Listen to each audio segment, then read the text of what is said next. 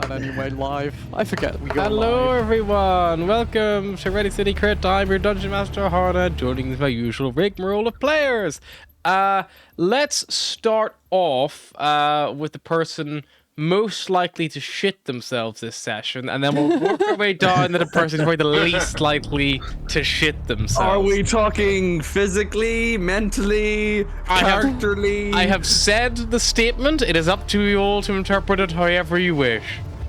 Hi, I'm Ryan. I play the barbarian named Cyrus, and it was my stag do last weekend, or this weekend, whichever way you count your weeks. I'm still hanging. On to the next person.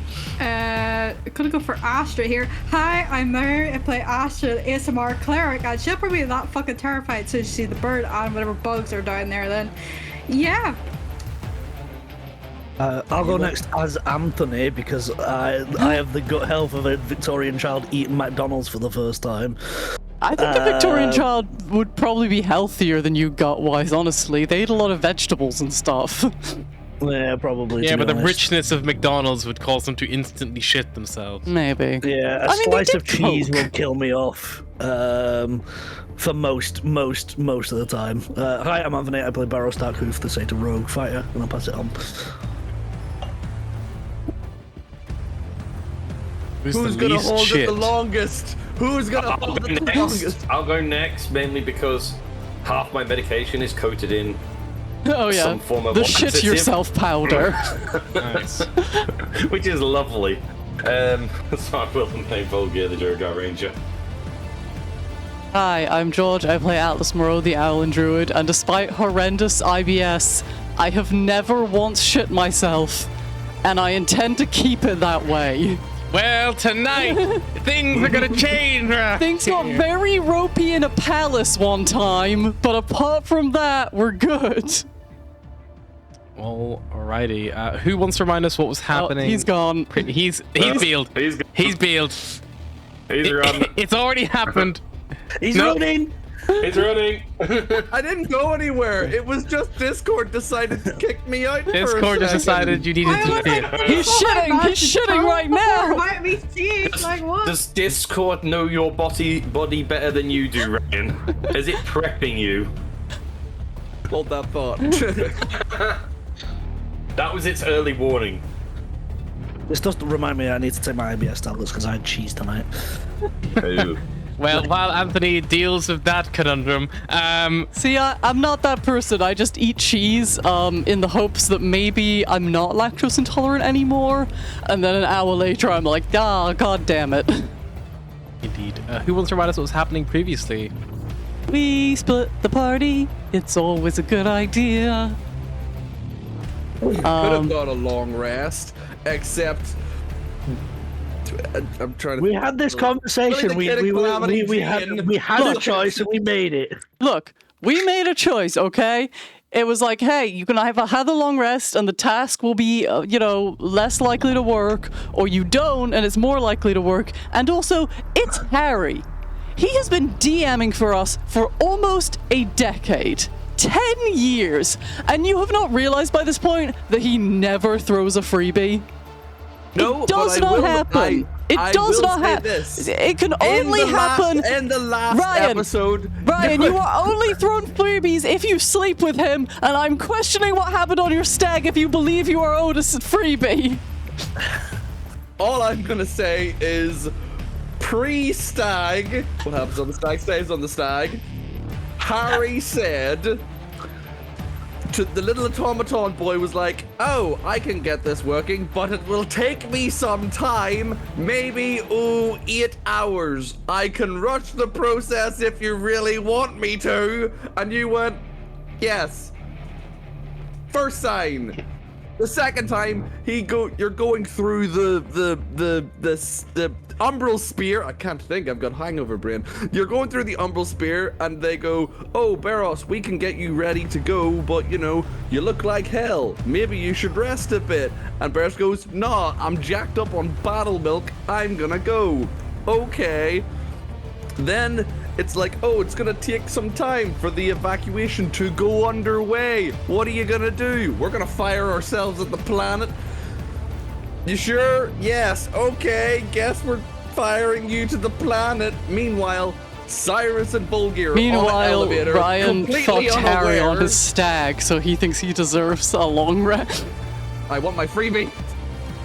I yet think, to- I'm yet Anthony, to that hear they're a just problem. jealous that when we split off, we always succeed on our tasks and they always fuck up. Alrighty. Yes, so if you recall, you, three of you, Astra, Volgir, and Cyrus, were in full swing, trying to help get the elevator running to aid in a more speedy exfil of the all of the Kenku down in the like tunnels, the subterranean tunnels of Squall, to have the planet evacuated before you take the shot, which is still in process. Like, I think the Thunderhead Tyrant more or less just arrived not long before you began to get the lift working, and the Thunderhead Tyrant will be able to take a good chunk of people. However, all of the ships you have are only enough to take the current population of the song right now. So that's what's happening in this very moment. The only city that is being evacuated right now is the original population of the song, not including the current train of refugees climbing up to it, and not including any of the other Needle cities. Volgir, Cyrus, and Astra are trying to rush getting the Kenku out because the biggest Kenku settlement was below the song, and the song being the biggest settlement means that they could potentially get more people out on batch for the next time. The issue is, there's not that many places for you all to send the ships once they're full. Once the ships are full, the original plan was to fly them to the gnomish planets, over the Potenti Alliance, which was not too far. With a risky jump just outside of orbit, you probably could do a short sector, like within sector jump, and achieve it in seconds, and then you'd have to seal back, which could take a couple of hours, unless you started putting starship drives at risk. Bear in mind, some of those vessels have only just arrived today, like most of them, and we thus murdered the gnomes. already do not have a starship drive ready and charged. With the exception of the Sneasel Snorp, which cannot assist in the evacuation because it is now being used to potentially go for it. Last you checked on the Sneasel Snorp, it had been fully taken over by AI, and they had made the decision that they were going to try to save the planet. They ran an assessment, and they are willing to proceed. However, we've had a clear shot through the smog at the planet's crust. They couldn't guarantee a safe trajectory to the planet's core, which is where the Acreflux Regulator needs to reach to succeed in beginning the full re-terraforming and saving of Squall.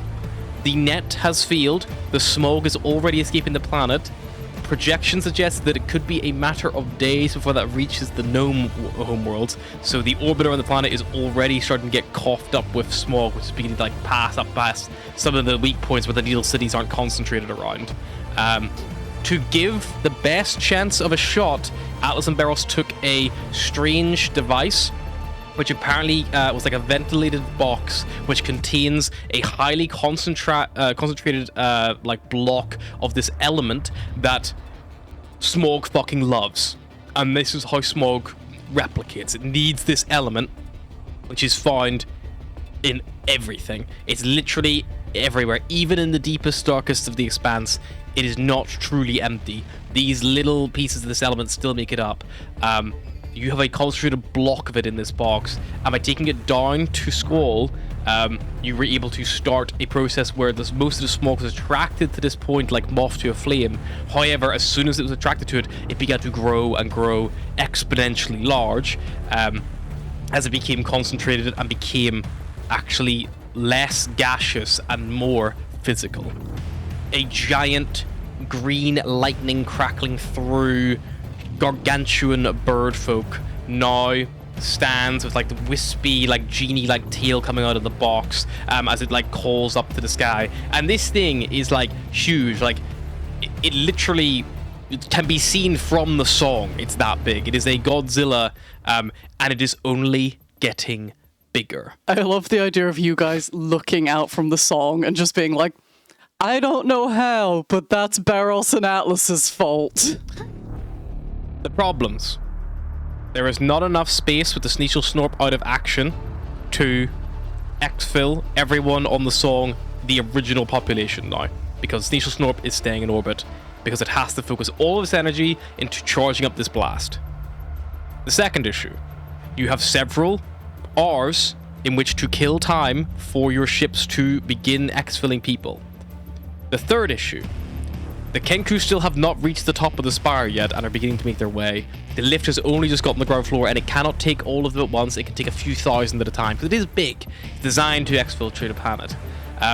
Cyrus, Astra, and Volgear, as you guys come to the bottom, the Kenku look over in your direction. They kind of like, and you see like some of them, like as you're like going down, you see some of them on the walkways looking and watching you go, and like, you know, looking at you and taking note. As soon as this thing starts to get close to the ground, people who can't get on the stairs, who are being forced to queue, start scrambling towards it, climbing on, and you see they're the first one on is going for the console to try to start this thing going up again immediately. We start with you guys. I'm gonna fucking knock that guy out. Sure, make an attack roll.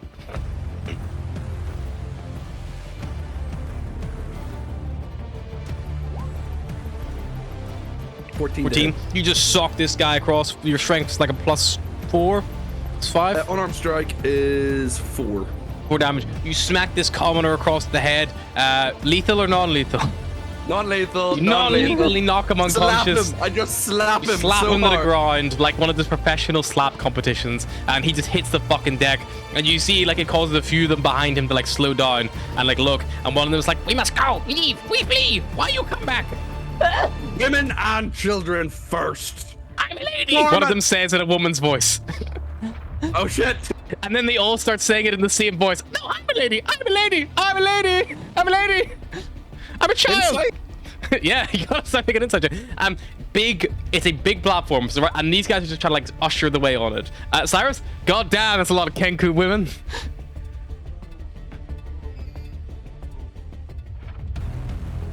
Form an orderly line.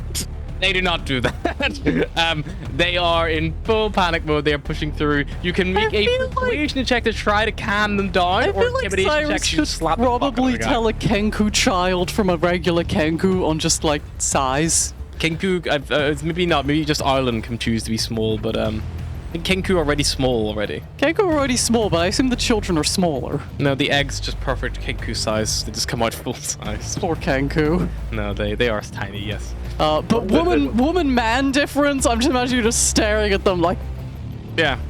undressing them wouldn't even help, because cloaca. Okay, so men usually have the colors for the mating rituals, right? But all Kenku are black. They are all basically crows. So you can make me a nature check if you want to try to differentiate between different Kenkus. The male ones have a slightly larger beard. Which is a little, like, I love the throat bit idea the- of like, okay, in the middle of this evacuation, does anyone have a book on Kenku anatomy? In that case, Cyrus will just like take out his sword and his shield and be like, nobody touches the console but us. Can I give him thaumaturgy when he says that if he's trying to intimidate? Yeah, make it with advantage, Cyrus, because you have just knocked a guy out with one slap. So you clearly mean business. I mean business, but it doesn't convey. It's a 10. You are, if this is a small group of people, like 10, maybe 20, maybe even 100 people, this would have weight. There are thousands of people. Your voice, even booming with thaumaturgy, is only 3 times louder than it normally is. It is lost on a lot of this crowd who are listening to you speak what language? Celestial? Yes, I'm not an idiot. Yeah. They're speaking, listening to you speak Celestial, they are not all that interested, unfortunately. Some of them do listen, and the ones you gotta come on first, like kind of like obey and like, you know, are good. The ones who are coming on after start pushing people and shoving, try to squeeze as many people as possible. It's like getting on a bus at school rush. Like you start seeing people like almost elbowing each other at the fucking way to get on first. Like This is a need for survival. You see there are some, and you see like some people who are maybe a little bit older or like injured or things like that, who watch this like mob, literal fucking like mosh pit to get on. And they quite happily wait in the queue to go up the stairs to avoid themselves getting trampled or injured, which you could assume, like before with the small rope, is going to be happening. And there are too many places to look all at once. Just can I just can we just go around like this, like proper like storage stacking, start stacking Kenku on Kenku's shoulders, just like don't. Tetris. That's 3 high Tetrising Kenku. You We don't can even push try the full gear, elevator, but we- you the don't. top Kenku just- Yeah, you can try to start like, you know, getting people like, you know, as tightly packed as possible. You think just like standing around, you can easily get about 2,000 people on this lift. It's a fucking big lift. Like, it's the size of this ship. Like, it's very big, a big round like circular platform. And the control is probably right in the middle, where you guys all are. You can like convince people like to try to like climb on top of each other and that kind of stuff. You don't know if that would have any impact on the momentum of the lift, or if it has a maximum weight or anything like that. You're not sure. But it's pretty industrial. Can I try, mainly just then for probably sanity, so we don't end up with loads of squished little birds, just use thaumaturgy to yell at the Kenku. Anyone with children, put them on your shoulders. Sure. You yell that out. I think, you know, just make a persuasion check, see how people pick you up. I'm not very persuasive. That did. I'm ish 12. persuasive. Is Again- Astra with us, or did she stay up top? I can't I remember. think Astra's still up top. Yeah, at the top. Yeah, Cyrus and Bulky were Yeah. going down, so Astra's up at the top watching this ship come in. She's the one who saw the ship. Bird. Big. Yeah, so you start calling out Vulgar, start trying to organize things as best you can. That is when you two hear the sickening screech, and it is almost like wind whipping through a wind tunnel in like a city, where it gets like that howl almost, and like just hear this like strange sound like echoing through, and you're not quite sure what it is from here at the bottom of this place. But the lift is pretty much full, and you can start going up. Begin the ascent. Slow going. I think to go up all the way to the top. I think going down, am I correct that I said it would be about half an hour? Yeah. Going up, probably about the same at the moment. Did the Thunderhead Tyrant land? Yes, it's landed on the outer ring of the song, and they have like bellowed out like, "Everyone, please make your way to the front and form an orderly queue." How far away is that from where Astra is? Several skyhooks away, and you look at the skyhooks and you see people who either birds flying over there, like most of the Aarakocra Island just start flying in that direction, and you see like most of the skyhooks just motion as Kenku or rappelling down towards it. You see the side of the Thunderhead Tyrant, even from here, this huge, big, like, drawbridge, like, door on the side opens up, and you see, like, you know, a Malkovich soldiers, like, stomping out. Immediately, you, like, you know, like, you could only assume what's happening down there at a distance. But even at this distance, you do hear a shot ring out as it echoes. And you see a few rat pigeons, like, scatter and fly. Are the two Kenko kids still with Astra, or have they disappeared? I believe they were heading towards the Thunderhead Tyrant. And you see they have like little, they probably still have, the brother still has the skyhook that you were given by you guys. So he looks like he's going for the first pillar with his younger sister. Okay. Astra knows it's going to take them an hour at least to get back. Just needs to get a message to Thunderhead to at least get their guns ready if she's seeing this big ass bird. She's assuming they can see it too. I need an Astra. I need an Astra. Yeah, she's gonna try and make her way to the Thunderhead. All right. Astra, sorry, you're moving at speed, using skyhooks, trying to make good ground. I would like you to make an acrobatics check to see how successful you are at navigating the very busy skyhooks at effectively the worst rush hour the song has ever seen. You know guidance, right? That's a no. That's a 7. You start, you get stuck in a few traffic jams where you end up like stuck just like slowly trundling along as like people are dismounting like these pillars to like climb down at points. It's gonna take you to get across this like fairly big needle city.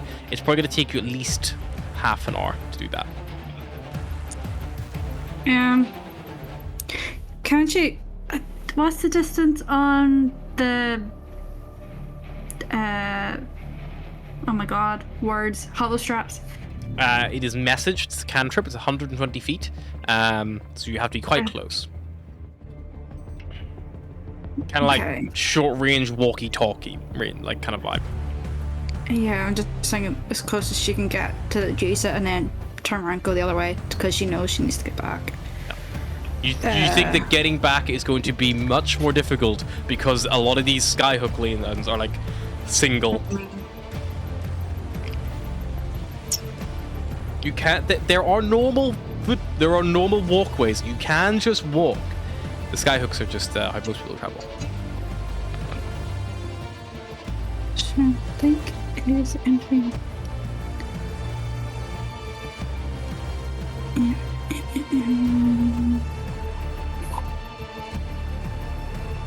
She'll probably walk back. Probably take just as long or longer. You're not sure. You think if you can get some luck on the windhooks and can yell at some people like to stop and quickly like hop your way, like literally like hop and then clip around them like that. Like if you start doing stuff like that, you could make really good time. Like you probably do this in about maybe if you get a really good success, you could do this in under 10 minutes. But because you're getting stuck, like having to slow down literally to a snail's pace, like trundling along, like or running on foot. I also getting back, it could be as bad as an hour because like you're going the opposite direction from where people want to go. Going on foot, probably it could take anywhere from 45 minutes, maybe less. You don't really know the city very well. Like you might hit dead ends. You might just like have to go around something. Like it would depend on how well you can navigate a city that you've seen from the sky a couple of times in passing. Yeah, she'll stick to the hooks, but she'll maybe pop a guidance on herself to help. Sure. Before you do that, what do you do regarding the Thunderhead Tyrant? You get there, you see that they have they've actually like locked these two big like clamps have like come off the side and they've latched on to the city, which is like beginning to creak at like a downward angle. Even though the Thunderhead Tyrant is like giving itself like thrust and lift to steady itself, it's more just like kind of like a ship kind of like stay on a rocking dock. Like the Needle City even up here being buffeted by winds, it does naturally have a little bit of like waviness to it, kind of like big tall skyscrapers like during like earthquakes. And this huge big ship here blowing out hot air, fire all around it is just amplifying all of that. You can see the GIF and the other members of the Amalgamate who have come out have basically made a makeshift kind of beachhead. You can see that they've like stacked up these like big like energy like shields, which are kind of like causing this like semicircular buffet. And there are 3 points of entry, which is being heavily policed. And they're not quite waving people through. They're bringing people through one at a time, patting them down, checking over for any like anything strange or startling, and then like waving them on through. You see, Astra, as you look here, there is one Owlin who is in the middle of this semicircular area. You can tell they're an Owlin or an Aarakocra because they have wings, and you see that they have had this like big black bit of cloth thrown over them, and you could even see from here that it's wet and they are unmoving. But they are kind of like, it looks like they were like making a run for the ship or something. You're not sure. Okay. And like these guys, it's like this is a military like group. Like they are trying to keep calm civilians, like like organized. They are not military police. Like they are an army. Yeah. Just for sheer happenstance, can Asha have a look and see if she can see Atlas's family? Sure. I will tell you right now, you will not see them because you're on the wrong needle. Fair enough. Surf shot. You know that Atlas's family are all the way over on the croak, which you could ask the Umbral Spear or someone to go for instead. Right now, all the ships are converging here because this is where you guys have basically told them to go first. Because the full population of the song would fit on all of your vessels. At least they did initially, so that was the plan. It was we get the biggest concentration area out so we can fill it up with everyone from underground, and then we can go back in again, and then we can get the other needle cities here a lot smaller. Can we see the big burb from... Look around. Make a perception check. Okay. Pretty good at these. Oh boy. 17. You look around. Yeah, you can see it. It's currently like looking down, like it's big, but like it's not like, you know, the height of the spire or anything like that. But it is definitely growing in size. You can see it like down there. You can see, and the only reason you can really see it is because the smog is all being pulled almost in that area, like where the rest of the smog you look out on the horizon, you can see it's almost being like reach up above the Spire City. But kind of around where you guys are near the foot of the Spire City, it's almost being pulled down, and then you can see this like figure in like the eye of like the storm, but instead of seeing the whirlwind, there's like a perfect, like the eye of the storm is where it is the strongest rather than the most calm. It's the opposite of anything you would like expect to see. It doesn't make any sense. Okay. Can Asher try and reach like a captain or someone who looks like they're in charge to get a message to the Admiral? How are you trying to get to the front? Are you just moving there on foot? Are you gonna like try to send a message to one of them? Because if you're gonna move on foot, you're gonna have to push through the crowds of Kenku who are on the ground. The Aarakocra and Island are flying over, and you see that as they get close, this like big like shield wall that they've thrown up is actually like a big dome, and it's like protecting the whole thing. So they're having like land, and they're like trying to land in front of the queue, and then you see Kenku being like, don't shut the queue, like, you know, like trying to like buff it the way around. It's just becoming a bit of like a, you know, she'll probably use a hollow strap message to the captain if she can, or whoever looks like they're in charge. Relay message to Admiral from the... I can never remember names. Admiral of the Thunderhead. Tuscan Bean, thank you. That...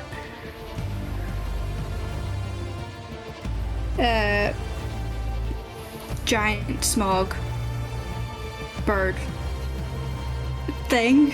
I don't know, Asher wouldn't know what to call it. Potential enemy. bird thing. She'll give them like the direction. Sure. And keep an eye. If fighting breaks out, have your guns ready. They will reply to you. Heard, noted, we'll pass it on. She'd probably also sign off like medic of Umbral Spear. yeah, Umbral Spear. Cool. Then she'll start making her way back. So making her way back. As you start making her way back, you see like this big golden dragon ship swooping in, and then you see the arms of it outstretched, and it like clasps on to the center of the spire, and then you see this huge gargantuan gold dragon with the ship kind of like mounted on her back as she kind of like climbs down, and you see you like begin turning around, and you hear her bellow out, and she bellows out in harmony.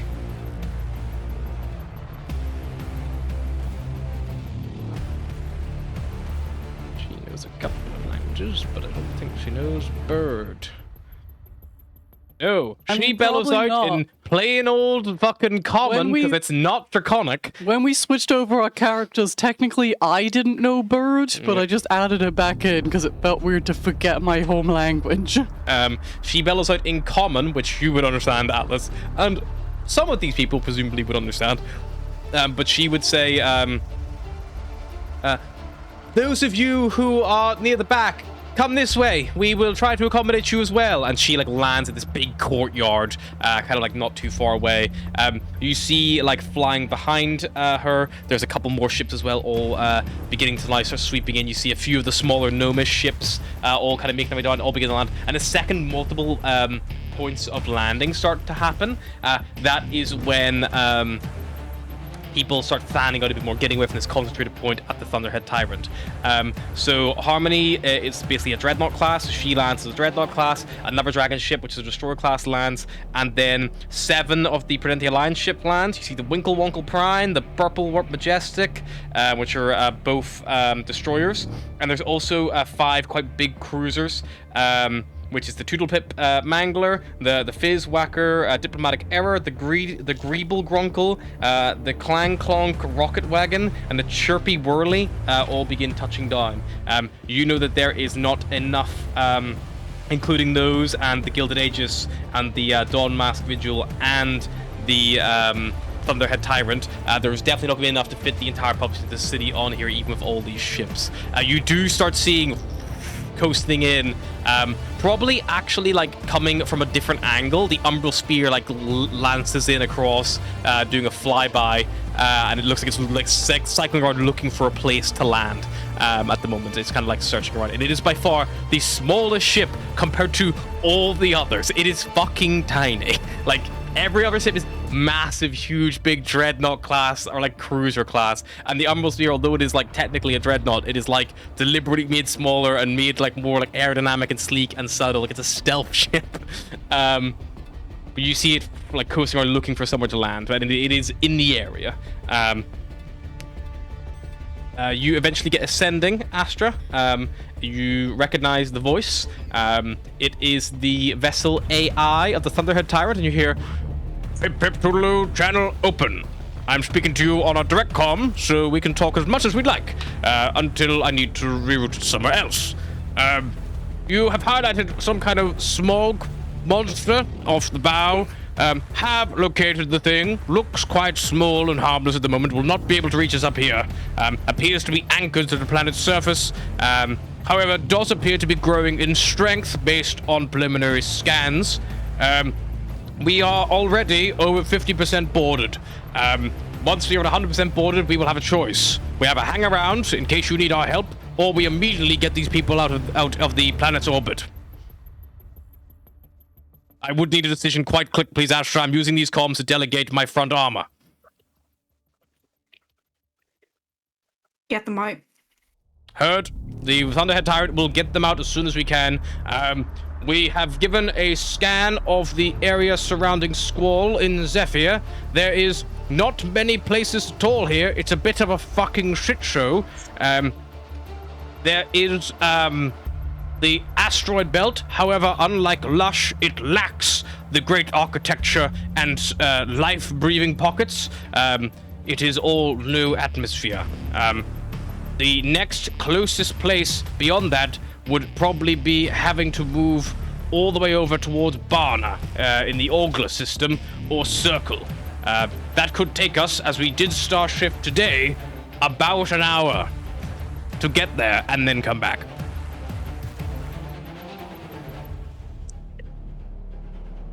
You're not there, motherfucker. Barna seems the most logical to me. I'm no captain, though. Noted. We will work on that. If you have any more updates, you will need to get close to the ship again and communicate by some other method. I need to get back to organizing the evacuation. And then you feel it like your holoshop like disconnects.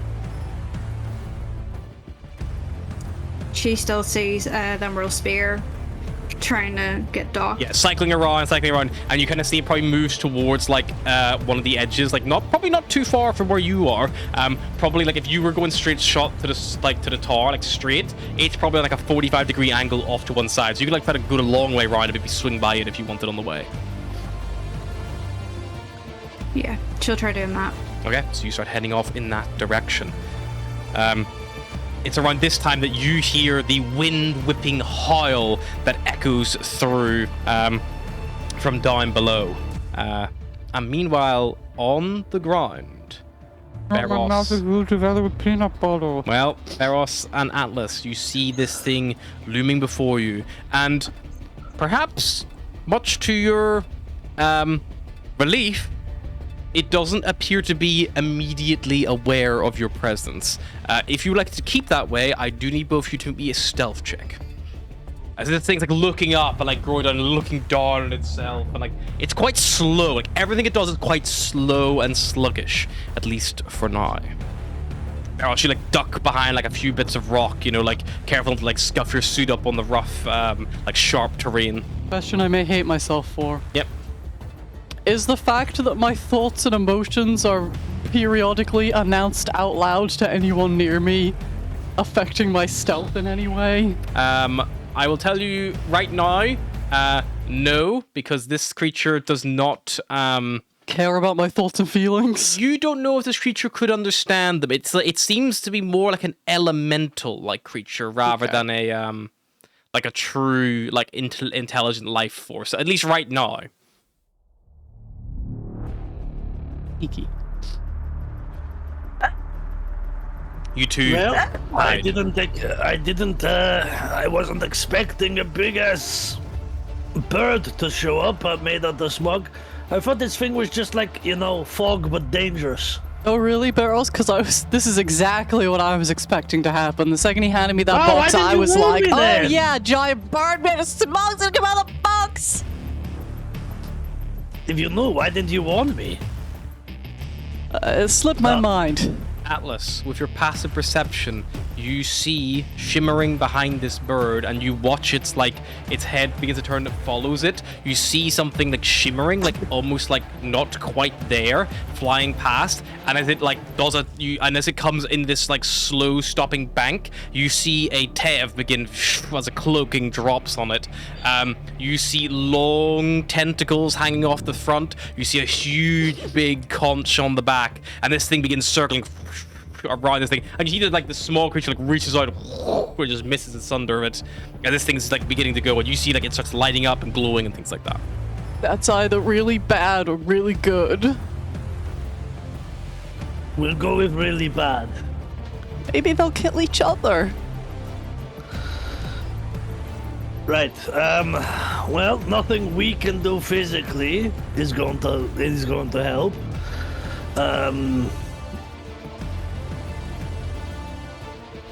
We even need to hope that the area is big enough for the gnome to start firing, or we've got to communicate that it's ready. Barros, your holo shop begins to glow as like you see a long-range connection is being attempted to be made to you from the Sneashel Snorp. Sure, I'll accept it. Excellent work. We have a clear shot on the planet's crust. We are calibrated. It is not guaranteed, but we have doubled our chances. Right, and in a what's the word? Let's just say that if in case of my imagination, where that box was, there has just formed a giant creature made out of smog the size of like a Tev.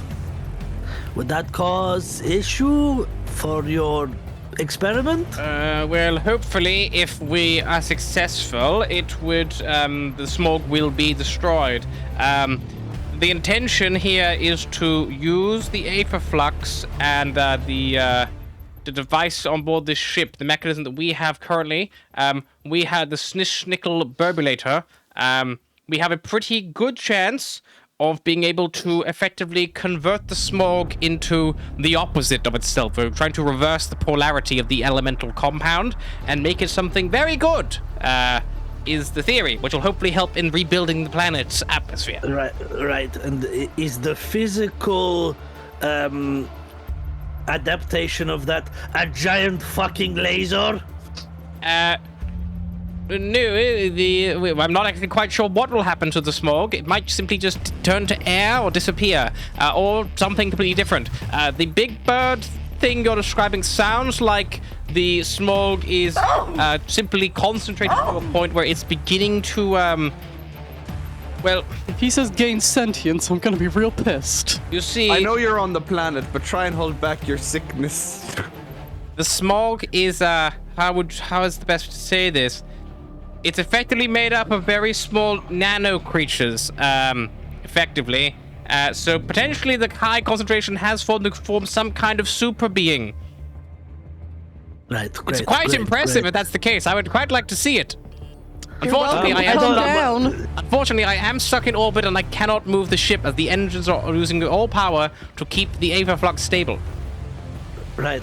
Well, whatever you're doing, start doing it now because this bird is going to fucking kill me. I can fire immediately. And he's not sure if he's talking about Fire, the fire, giant fire! smog one or Atlas.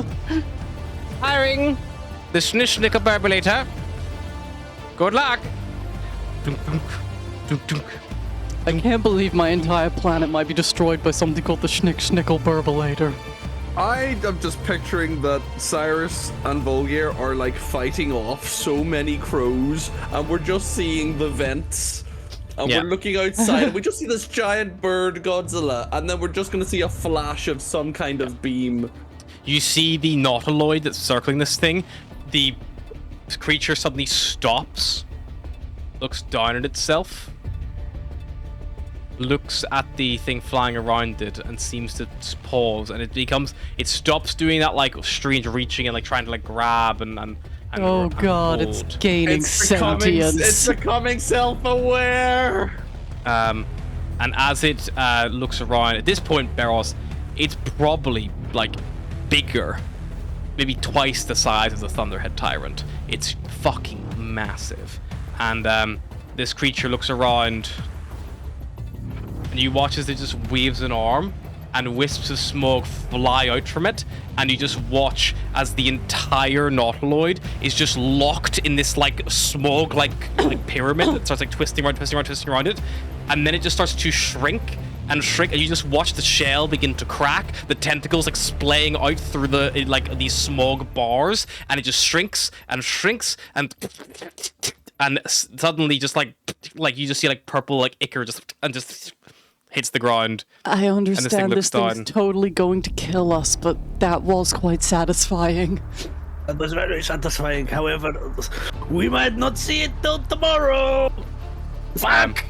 How long on this firing? You all, even those of you currently indoors, hear it before you see it. A distant rumbling, so loud it somehow passes through the vacuum of the expanse. People look up, people begin to stop pushing, looking up, trying to see what this is, looking at the sky. And the skies above Squall are mainly like blue, gold in color. And as they look up, this huge golden glow, like a second sun, gets bigger and bigger and bigger. And suddenly, like a comet shooting across the sky, however not arcing and following the planet's curvature, shooting downward. Time seems to almost slow as the beam bypasses and impacts probably Beros from you guys about 1,000 foot as this beam, maybe a city width across, just impacts the planet's surface, and everything just rocks as if the entire planet was hit by a god's sledgehammer. You see this creature, this smoky creature, looking in that direction towards this strange golden glowing beam of divine energy, and it begins to make its way towards it. It begins to moving in its direction and moving towards it. The whole planet is rumbling and shaking like earthquakes, and like you can see and hear the actual crust of the planet itself beginning to break down and crack, and like huge, big, like cracking, splintering chasms start to form, spiraling out from this thing as it is blasting into it. Good news! We have made impact with the planet's crust. I need someone to roll me a D100. I can do it. I don't know who's here, but I'm pointing at. Eros, No the one's beam me. goes through. This huge, small creature reaches out, touches it, pulls the hand away, and then just steps inside. Just disappears. You can't even see the dark, smog figure in the blinding gold night. Good news! We've made it through the crust. We're officially in the mantle. Not long until the core. Readings look good. Holding steady. This might Well- just work. That creature just went inside the beam voluntarily, so But like I said, nanobots, nano creatures. It can make its own choices. Maybe it knew what it was doing to this place. The smog is still growing up from the planet. It's still growing out, reaching up towards space. I need another D100 roll, please. Do it. I love how hopeful you are, but we all know Harry. He's DM'd for years. And you fucked him last weekend, so you know. Man's got to do what a man's got to do. What's I the knew what roll, we were Alex? up against. It just makes me think of the fucking fire festival of like, and I walked in there fully prepared to suck this man's dick for water. I don't know if it's sent. I cannot see a roll. I rolled an 18. An 18. The planet And you know I'm shakes not again lying, because once I have no more. idea what kind of parameters we're working with here. Holding steady. We have a shot on the core. Okay. Good luck down there. The beam stops. It goes silent. And then just see flying at impossible speed, blink and you would miss it, this tiny little glowing blip of energy, shifting from blue to green to red to purple to orange to pink, and then finally a intense gold color. And Beros, you and Atlas, you just see it fly down, and as it is flying down, you see with the beam stopped, you see that smog beginning to capitulate and grow, and begin to grow, and you see it forms a structure who's like kind of like standing there, like arms splayed over this like huge big hole, now big enough to like literally pancake on top of a city if they so wanted, and it just begins to pick itself up, and it looks up towards the thing, and it reaches out a hand. I need a final D100 roll, please.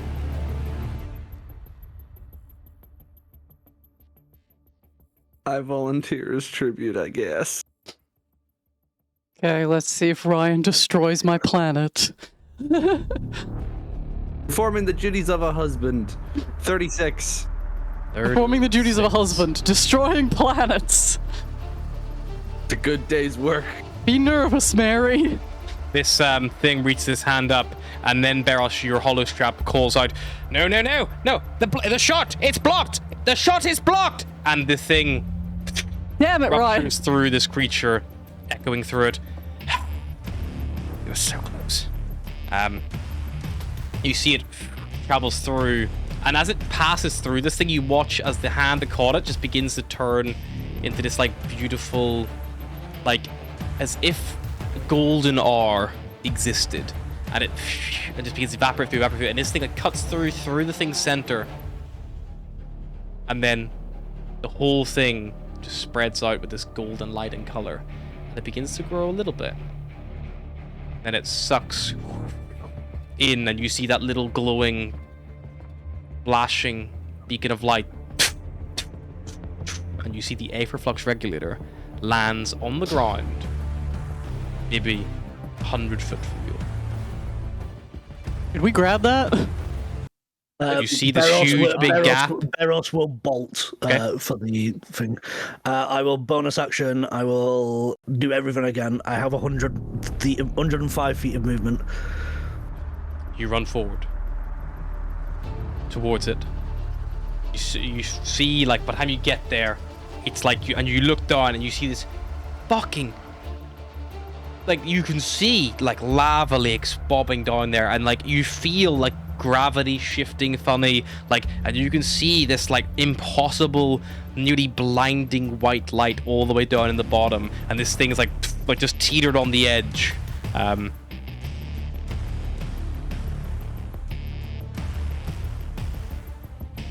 Is it like on like a shelf somewhere? It's like on the so like if you imagine this huge big like hole in the ground, it's kind of like, you know, maybe 10 foot from the edge.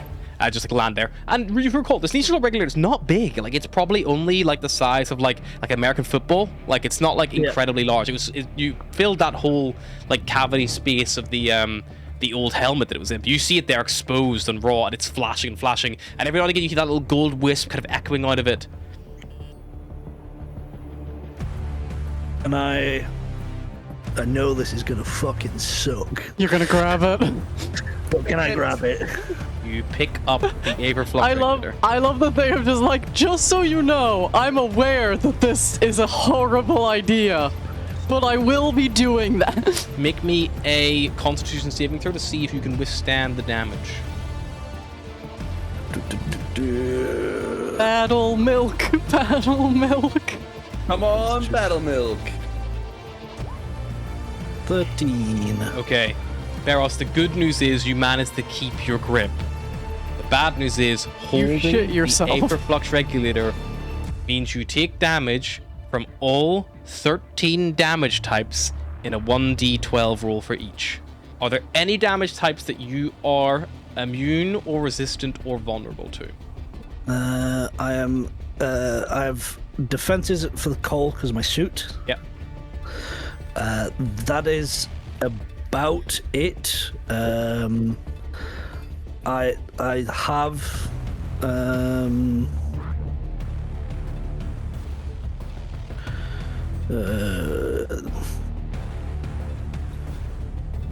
Not attacks, you can't uncanny dodge it. It's not a dex saves, you can't evasion it. It's Right, just okay. a raw, like, this is like Tony Stark picking up the Infinity Gauntlet kind of vibe, like level of power in your hand. So I'm gonna roll 12d12 for every other damage type, which is acid, bludgeoning, fire, force, lightning, necrotic, piercing, poison, psychic, radiant, slashing, and thunder. And I roll another d12 for the cold. Do you have those up on a screen, or do you just know them off the top of your head? I have them on the screen. Okay. Cold prep. That's also what you take so you don't get AIDS. The cold is halved to 2, so that is 64 points of every damage type. Okay, I'm up. Still standing. You feel this thing pulsing your hand. Barrows, you know if you don't get rid of this thing by the end of your, or start of your next turn, so 6 seconds, like that power is just gonna keep, and it's not like it's like a bam and like, you know, you can like do stuff. It's like constantly, like, we feel it like ebbing away and whittling away. It's almost like trying to eat your very essence as you hold it there, and you see this gold light, and like your actual hand around it like begins to like adhere almost to it. Like you see your skin begin to turn into this like radiant golden glow, much like the smog creature had.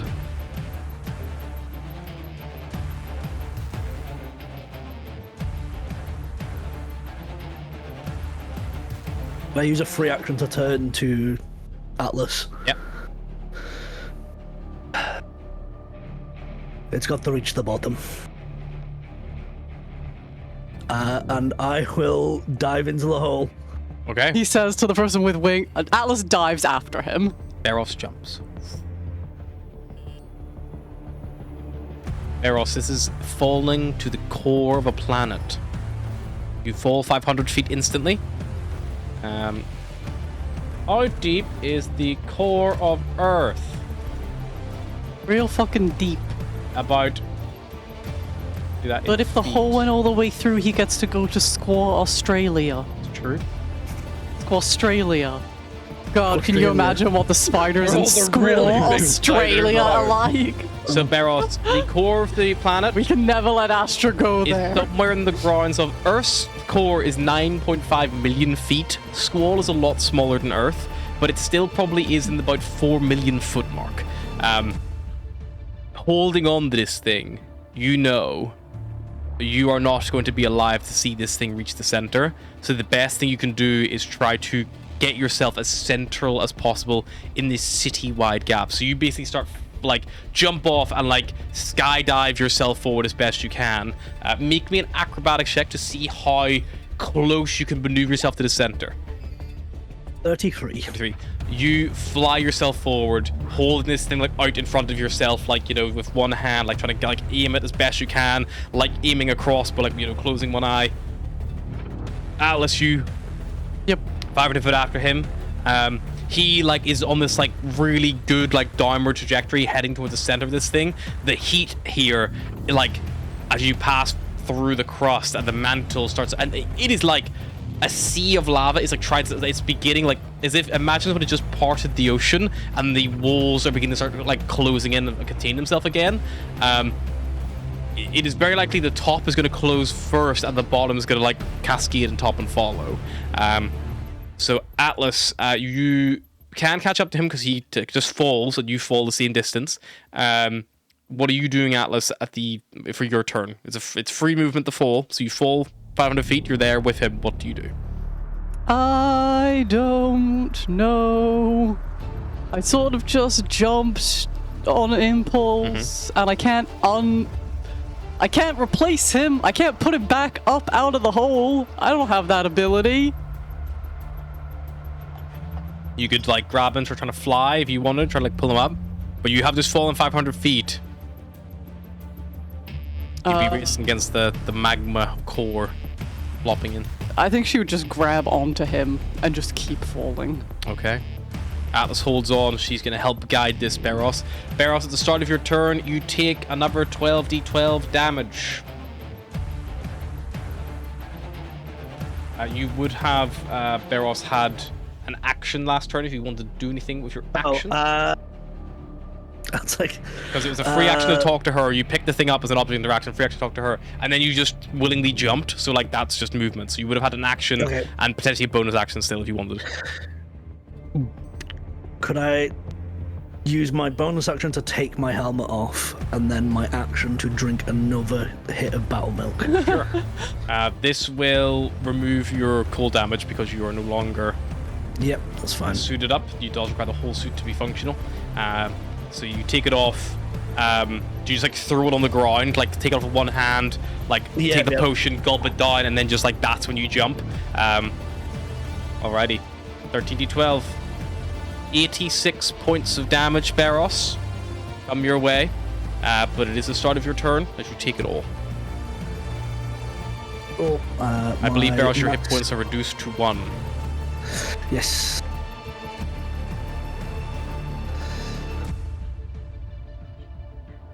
Beros, if you want to keep pushing this thing on a trajectory to get it to the center, you can keep doing so. You fall another 500 feet, but you can make an acrobatics check to see if you can keep lining up the target. You have, with a 30, you have hit 3 successes already, because that was a very good success. Okay. Does he get advantage because You I'm get advantage actively because she's helping? helping guide, with her wings. She's giving you she's like a wingsuit, kind of like splaying out to get you, help you. Because bear in mind, it's as if you had like started skydiving at like the edge of like at Swindon, and it's like reached the London Eye. I will just like turn around probably very loudly. There's no point in both of us dying for this. I was already gone when I took that battle milk. At least go and fucking see the planet I save. Look, And you're I will gonna do it. pass I will out. do my action. I will use my action to try and worm out of this grasp. Sure. That would be another acrobatics check to try You're to gonna throw up your goddamn flight grapple. path. 25 will easily overcome Atlas's grapple DC, so you wiggle out, kicking off her to like give yourself more momentum as you dive towards it. Still need an acrobatics check to see if you can keep yourself on target. Just a flat roll now. 30, that's another 3 successes as you start coasting down. The arc is like kicking in and the gravity starts getting weird, Barrows. The closer you get to the core, the pressure starts increasing. You feel like you're falling faster as you get closer to the core, exponentially getting quicker. Your terminal velocity throwing itself to the wind as you feel yourself under strain and pressure of immense G-forces. Atlas, you are kicked off by Barrows and you like pause for a moment. You are only 500 feet down, Atlas. They keep going after him. You willingly fall again, soaring down towards him once more. He's trying to keep away from you, so if you want to try to grab onto him, he can make an acrobatics check to try to dodge out of your grapple. You just keep wiggling. It's like, Yeah. stop it. Stop wiggling. I will do. 29. Atlas, you try and try, but you cannot get a hold of this satyr. And you see this little gap in the mantle like bobbing around, and you hear this glow of the core. And Barrows, you hear like this. The thing is, it's weirdly quiet down here, but you hear your hollow strap. It's making it. Something's taking it down. This might just work. Barrows, Atlas's turn has been used, so we go back to yourself. You Can I yell to him? I can slow your fall so you don't pancake at the bottom.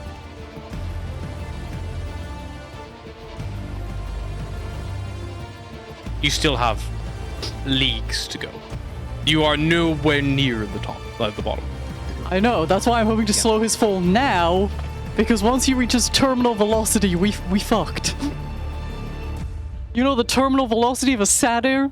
It's too fast. Your base, like Barrows, you are nearly there. Like you're nearly at the center. You're so close. Like momentum alone might just carry it. You don't know for sure. The only way you know for sure is if you put it there with your own hand. And I'm not going to tell you how many successes you need, but I'll tell you have 6 successes so far. I'm not telling you how many you need. If you want to stay with it, you can, and if you can stay conscious, that is the only assured way you will know. Otherwise, you have to let go and hope you have enough. And it will come down to a percentage chance. I know you think it's the right thing to do to save me, but there's only one way I can guarantee that this planet is saved.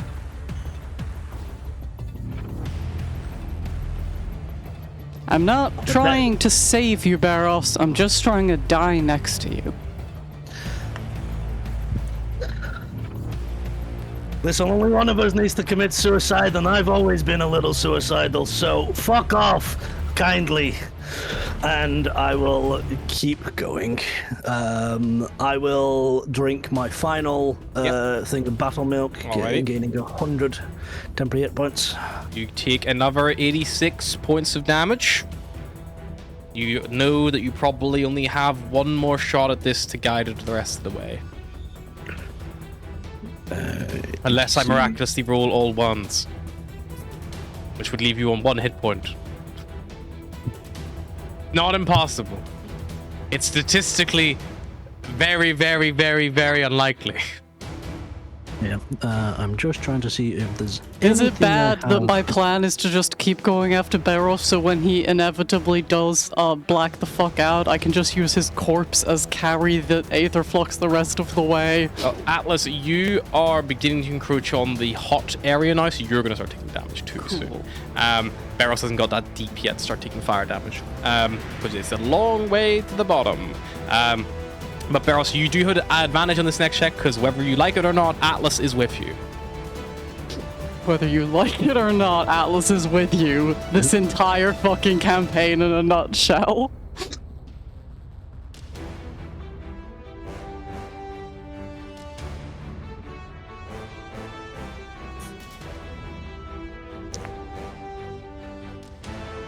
I'm trying to think of anything that isn't just attack to get this bird to fuck off. The bird is not fucking off.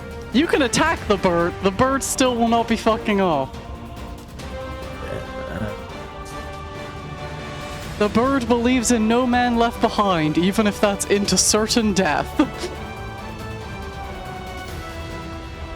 And you wonder why Cyrus kept grabbing you and dragging you away from combat. Well, you're not here now, so you know, think of all the sex You're you'll in your- get once you're a hot widow.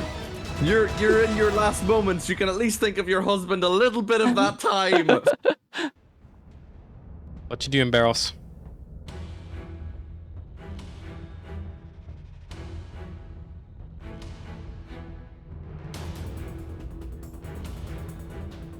I will need a decision, Barros, because I will remind you this is I've 6 just- seconds of the yeah, most intense I'm just pain of gonna- your life. I'm just gonna keep going. Yeah, acrobatics check. You can have advantage if you want Alice's help, or you can just not take it if you so wish. But she is trying to help you. I think I'll just take it. 32. 32. 3 more successes. That is 9 successes. Atlas, it is your turn. Are you just gonna keep helping him? Can I touch him? Not grab him, just touch Yeah, him. you're kind of already kind of like touching him, helping guy. You're like helping, give him like a little bit of lift so he can like go the distance. He's nearly there. This is expensive. I cast Greater Restoration on Barros. Okay. I can magically remove any reduction to the target's hit point maximum. So Barros, your hit points go back to your maximum goes back to normal, but unfortunately you have no way to regain those hit points currently. No. But you do regain them. They are not you. Your max hit points goes back to normal. You still keep the temporary hit points. Okay. I need to go down to. I suppose you could now technically be healed if you start to bleed out. Yeah, well, I think I was on 40 hit points. With my temp hit points, that's 22. So I've got 66. 62. I can heal you next time, but I. All right. Start of your next turn, Barros. 89 points of damage come your way. Yeah, unconscious. Barros falls unconscious. That happens at the start of your turn, so it does not. You do not make death saves this turn. But Atlas, you see as he succumbs to this damage, he is now like you didn't realize because the heat and the glow and the bright lights all around you. Barros is like almost looks like an angel. Like his skin is like turning gold. It's almost like glowing with light as this like pulsating thing is like in his grasp. And as he begins to black out, you see that like his hand just goes limp and it begins to start falling away from it. It's all just like flat. It's like in free fall, like alongside you guys. Like you can just see it. And Barros is like, you know, in your like you're next to Barros. This thing's like floating away from him uncontrollably now, no longer being guided to its location, but it has momentum and it's going somewhere. 9 successes.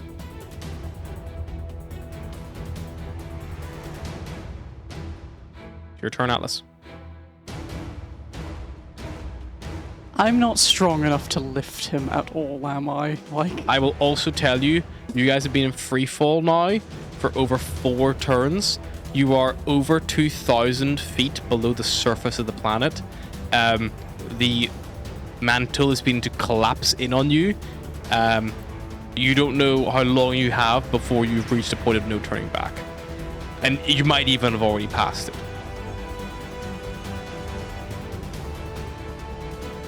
I cast Healing Word on Barros. Okay. Or else you feel hot air fill your lungs as you are brought back I'm to just the brink like, of why death. would you bring me back just to die? And Barros, as you like, you know, try to get your bearings and surroundings, you feel like the hot air whipping around your face. 20 hit points, you come back. You see this thing like floating just like almost within your fingertips of distance. You have to like fly towards it a little bit, like in free fall to get to it. Okay. But she still has an action.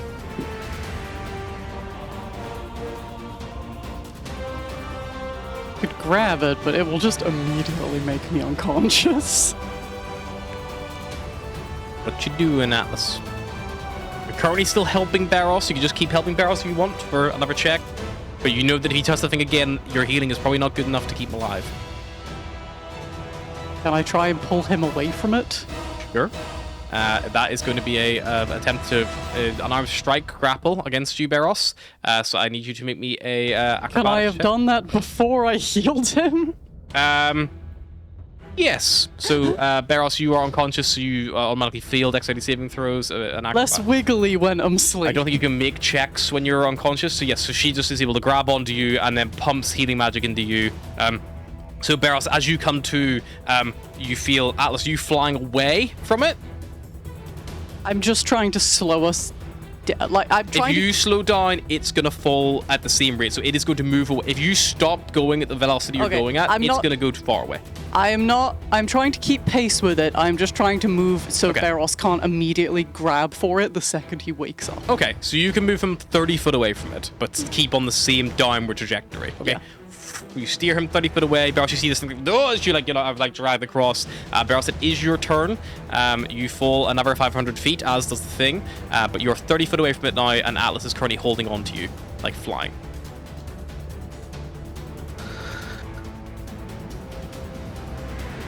Too deep.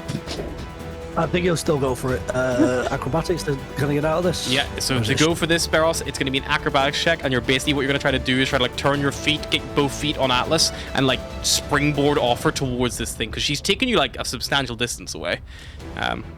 Just watch. Stop trying to grab it. He 32. propels off you, Atlas breaking free from your grip. He now flies 30 foot towards this thing. Barros, you see it there. Object interaction, you grab it. Yep. Movement, you try to go with it. A acrobatic check, please.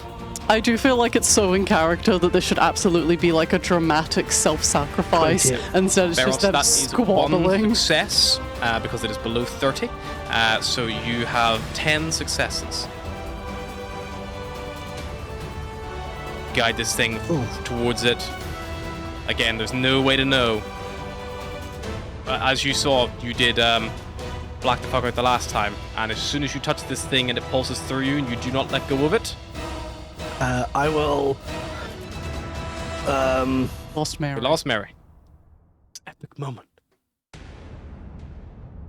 Do you Can I hold tuck on to it, it and keep guiding it, or do Yeah. you Can let I go? can I tuck it? Can I tuck it into my suit? You don't have your suit. He has You a threw that no shit helmet, away. but he still has a suit on. Yeah, he didn't strip off. You could tuck it into your suit if you so wish. It will be in contact with your body, even when you are unconscious.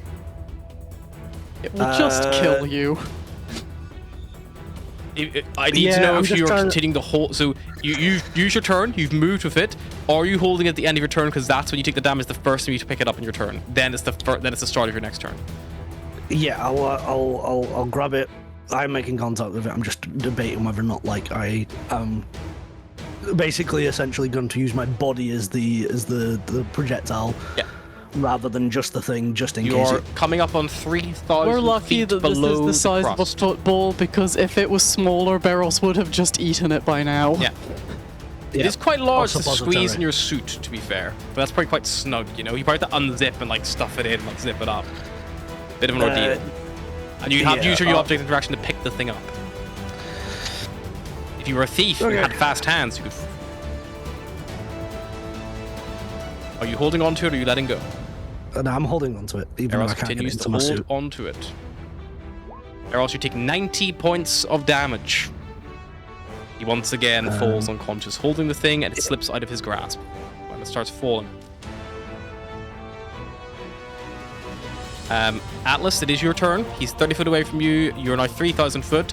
Atlas, I need you to make me a constitution saving throw, dexterity saving throw against the waves of magma that are now beginning to crash down over your head as the Oh, cool, the waves of magma. Yep, the mantle of the earth. You're now past the crust.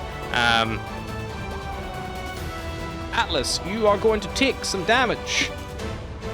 Crispy owl, crispy owl. King Owl. Atlas, you take 14 points of fire damage as this thing splatters across your body. Every turn you continue to go down this thing, I add a 0 to that. Because you are Cool. now reaching the center of a planet.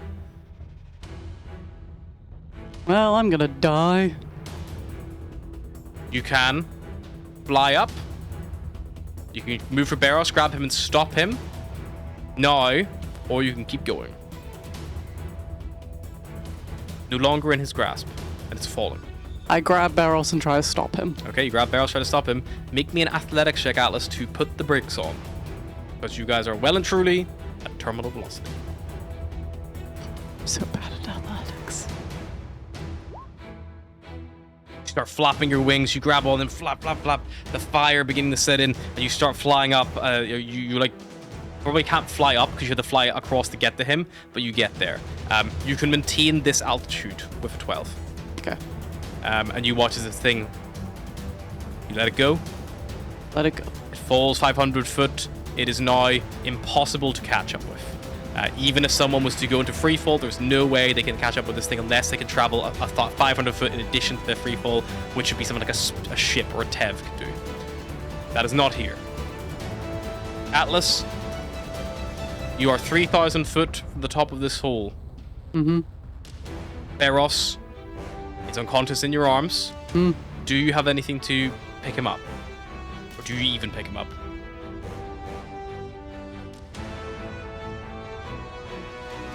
I don't pick him up because he's just gonna scrungle away from me again. Okay. Well, I mean, I physically pick him up. Yeah, but, you don't wake him up. Yeah. Sure. You end your turn. Beros, I need a dex saving throw, please. And I also need a dexterity saving throw at disadvantage because you are within the magma. 19 for my death 19, save. good. It would have been so funny if you got a nat 20 and just immediately scrungled away again. It's like, motherfucker! What else did you dex miss save as well, please, against fire at disadvantage because you are unconscious. To see how lucky you get. Does evasion work if you're unconscious? Does it not get cancelled out because I'm holding him and I'm trying not to get magma'd? No, he is within the. It's just the oppressive heat. Okay. Class features. When you're subject to an effect that allows you to make a dex saving throw, you take only half damage. You only instead take no damage if you succeed on the saving throw, and only half damage if you fail. You can't use this feature if you are incapacitated condition. There it is. You take one failed death save in addition to your one successful death save as a bit of like lava splatters along your side. Atlas, top of your turn. I need a dexterity saving throw to avoid fire, please. You're still at the same altitude. As a success, Atlas, you're going to take half damage. 11 points of fire damage. What do you do, Atlas?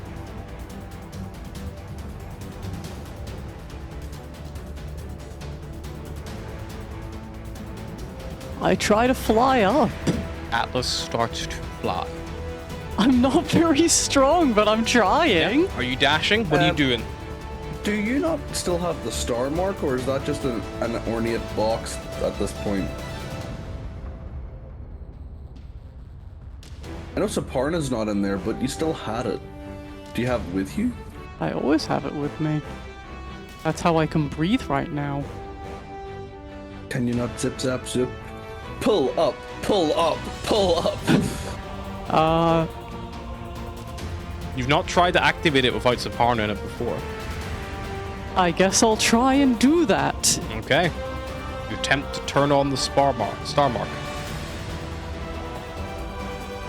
Roll me a D100, Alice. Want to roll low. Don't tell me what I want to roll. I love the mystery of rolling a D100.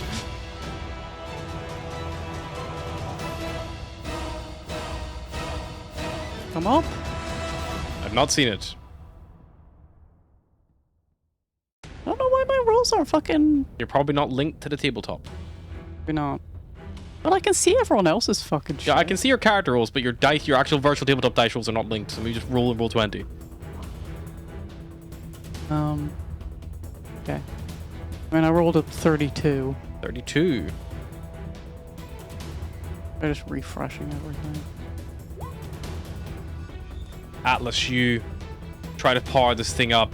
You see, like, the HUD begins to appear, and you see that this thing, like, normally you wouldn't even realize it, but normally this thing has like a power gauge across like your vision, and you're just used to that being full, and you just assume that was just part of the the array. Like. Right now, there is only a small fraction of power left in this thing.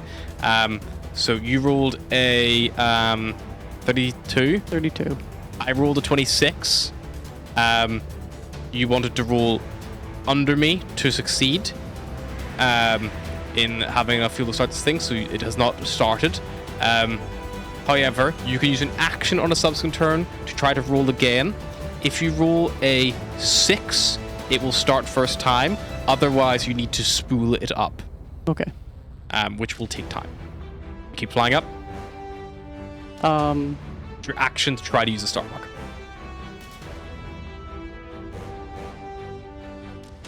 Stay at this altitude, you will keep burning. Bonus action, healing word barrels. Okay. Barros, you come to again. You feel the warmth of healing magic wash over you. The hot As I heat. bring him back, I'm like, it's gone. We're leaving. I made the fucking bird.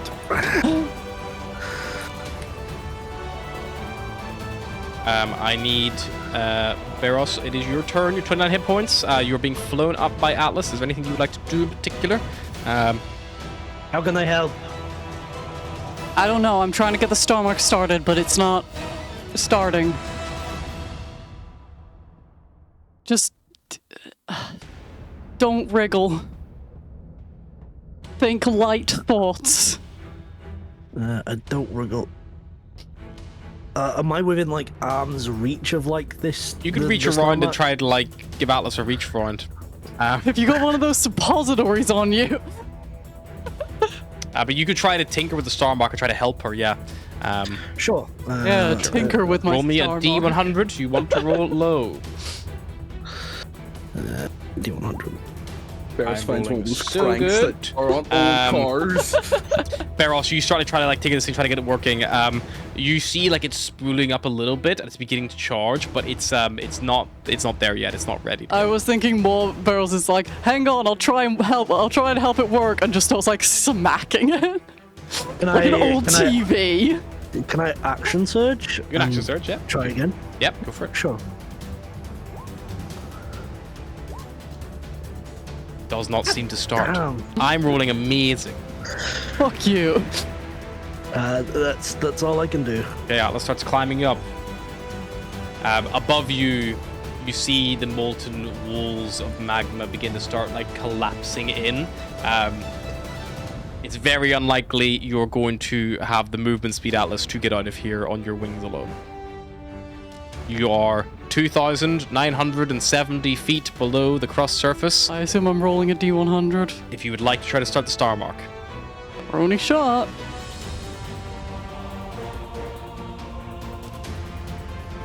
What's your roll? 48. Natural 1 on my D100. God, the star mark fuck does you, not man. start. The dice telling the story. So like you're What are both the there odds scrambling, here? trying to pull it, trying to like get it to go, trying to get the start. It just will not power up. It is spooling up slowly, but I'll tell you right now, this thing is not going to spool up before that gap closes. You both end that round, top of the turn. You don't know how many chances you have left at this, but I do. You have 3 chances left. Barros, roll a D100 if you would like to try to go for this again, unless you have any other bright ideas. 14. An 88. Fantastic news. The star mark begins to spool. You now have a window of possible success. The next time you interact with the star mark, if you roll a 74 or under, it will power on. This is where I roll a fucking 100 or something. Well, Or 75. I do not have another. I don't have another action Search. surge. Atlas, Is 74 or lower is the goal. Okay. Wait, am I rolling? You have to, if you want to Okay. interact with it, Okay. Come on. Come on, Tumbershot dice.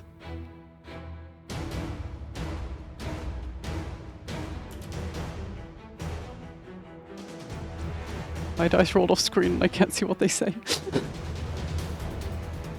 22! 22, the star mark. You see it comes on, the power threshold is so low.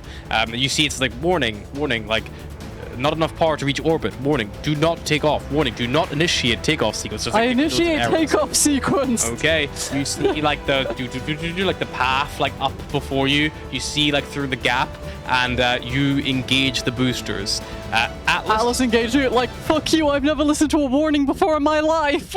You both rocket up at immense speeds. A star mark in atmosphere, which is currently what you are, can travel 100 miles an hour, and it does 0 to 100 in 6 seconds. You are accelerated with unbelievable G-forces. Beros, I need you to make an athletics check to stay holding on, and Atlas, you can do the same to hold on to Beros. Collectively, you want to go above a 20. Beros was a 15. You need a 5 or higher. A 6 or higher on the dice will do this, Atlas. Otherwise, Atlas, you blast off full speed. Beros tries to hold on to you, but There's that low roll I was looking for. the jolt of thrust is too intense, and you are jettisoned away from him so fast. Tell me I don't drop him Raise up straight towards back it. down the fucking hole. He's falling. Okay. But let me see. You jettison up at unbelievable speeds. You still have 2 turns, Atlas, before it closes. You can get to him and try to get him out, but that will be both your turns to do that. I will be doing that, yes. You nosedive back in. Beros, you are just in free fall. Is there anything you do on your turn? Anything you can do? Atlas will yell. no, I am- Atlas will yell at you. I don't know if you can hear me, but she just yells, "Rope!"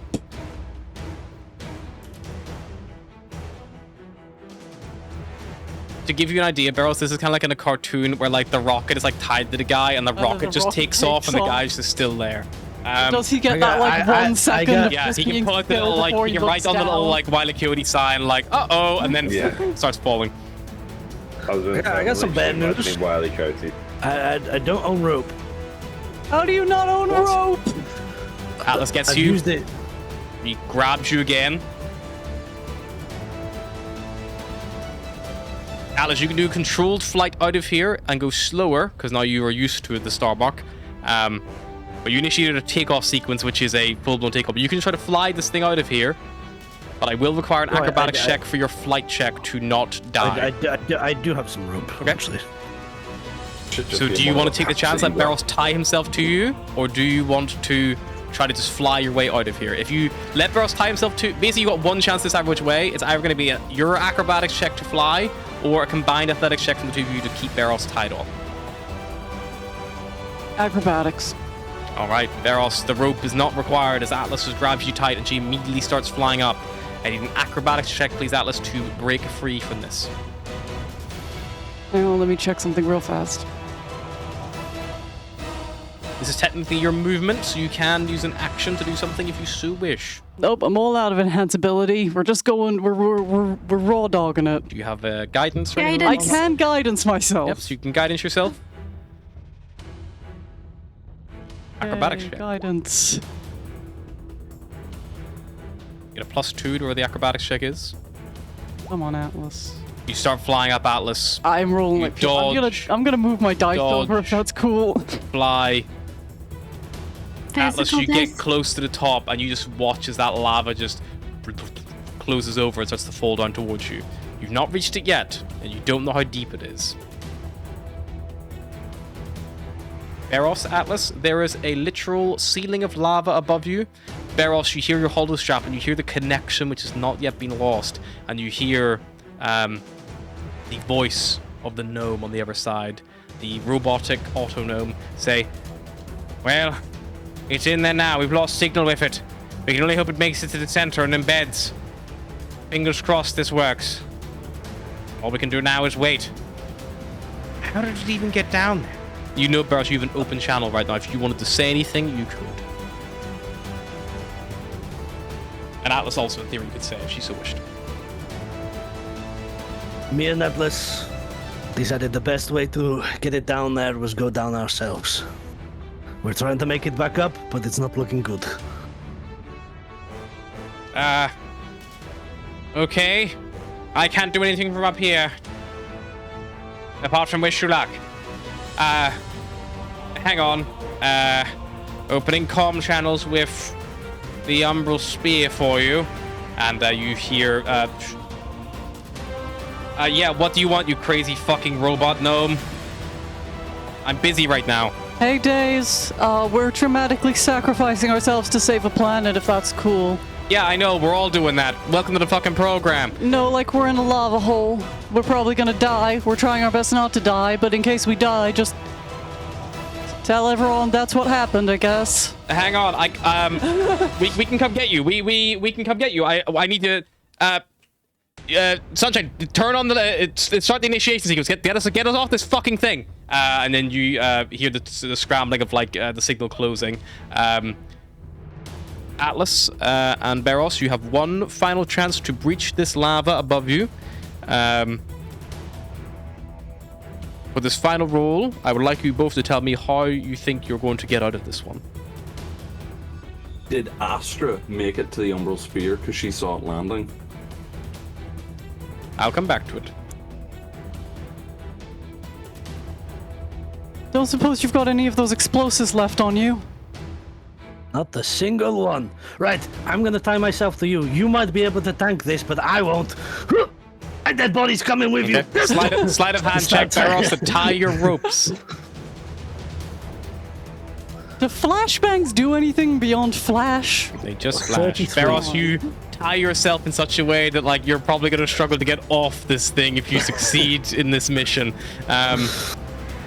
It's one of those ties. It's like, you know, you tie yourself like underneath your legs and stuff. Like, you know that you probably can only do this for a few minutes, but you start blacking out anyway. Not that it matters. Atlas, what are you doing?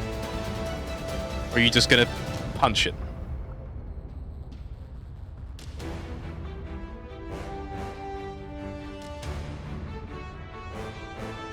I can't do it because it's sealed over, but I have one free use of Misty Step, but I only take myself, so I would just leave Barrels behind. Like after going back for him. Yeah, just like, sorry, Barrels. That would be the best. Like, I'm not gonna do it, but it would be really funny. You're just thinking about it. I'm thinking about it. I'm not gonna do it. Just thinking about it.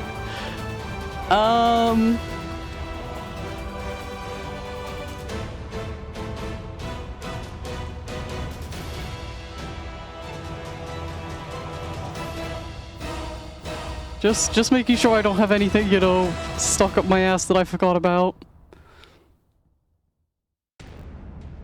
I will tell you that if you go through this lava raw, it's 10d10 fire damage instantly delivered to you. Cool. I'll almost definitely die from that. You don't have protection from something, no? No, I'm just like a fucking owl. While Atlas thinks of this, Astra, you reach the Umbral Spear. You probably have like, you know, sort of helping like get people on board, things like that. And then you hear like echoing over the loudspeaker, like, "All right, we need to abort this pickup. We got people in trouble. We need to get off this fucking needle ship and get down towards the surface right now. Like, everyone, get back on board. Close the fucking hatch. We cannot take any more."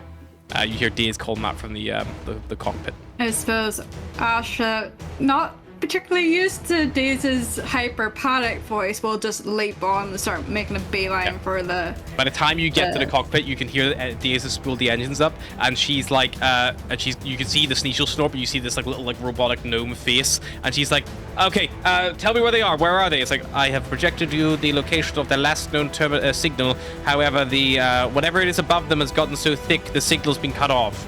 We don't even know if they're still alive down there. We have to try." And the Umbral Spear begins to take off. Meanwhile, the lift makes it to the top, and all the Kenku pour off. And they start making their way towards various ships. You maybe like, you know, as you get, you just see the Umbral Sphere, like you probably like see it begin like start like taking off, but you can like see it in the distance. You can see like the Thunderhead Tyrant like is beginning to like close up, and you hear like, "Sorry, we can't take any more. We will be back. Wait for us here. We will be back." And they, when the big clamps start detaching. Everybody off the elevator. Go, They're all go, running. go. They're like, "Get to the ship before it leaves!" Like chasing, like running towards, like, you know, this huge big golden dragon. Anything that Cyrus and Beros, Cyrus and Volgar like to do at all? Just chilling. Yes, Cyrus is tempted just to hit the button and run off the platform. Yeah. You send it down, and you just run off. Yeah, it starts. Like, they're gonna have to figure this out. I feel like Volgar's just like stood there, just what. Shit. Legs it. It legs it off. The thing starts like going down there behind. You can see like the umbral spheres just beginning to start like taking off in the distance. Not too far from you guys are. Can we make that? If you went on the rooftops maybe, or skyhooks. Fuck it, let's go. We ball. Okay, you both start making your way towards the ship, running along. I would like some either athletics or acrobatics checks as you start attempting to parkour your way across the song towards the umbral spear. Great. You guys like jettison your way up on like a wind hook, like land a few rooftops, running along. And you probably get within range of like messaging like the ship if you would like to.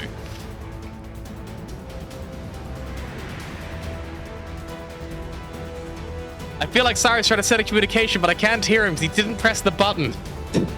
Hold it, fucking hold it. We're nearly there. Who are you sending to Daze? Because she's you know You just she's do the flying, thing or- where you like press the button but don't hold it, so it's just like a second of like, what? Sorry, say again. Whoever that last comm was.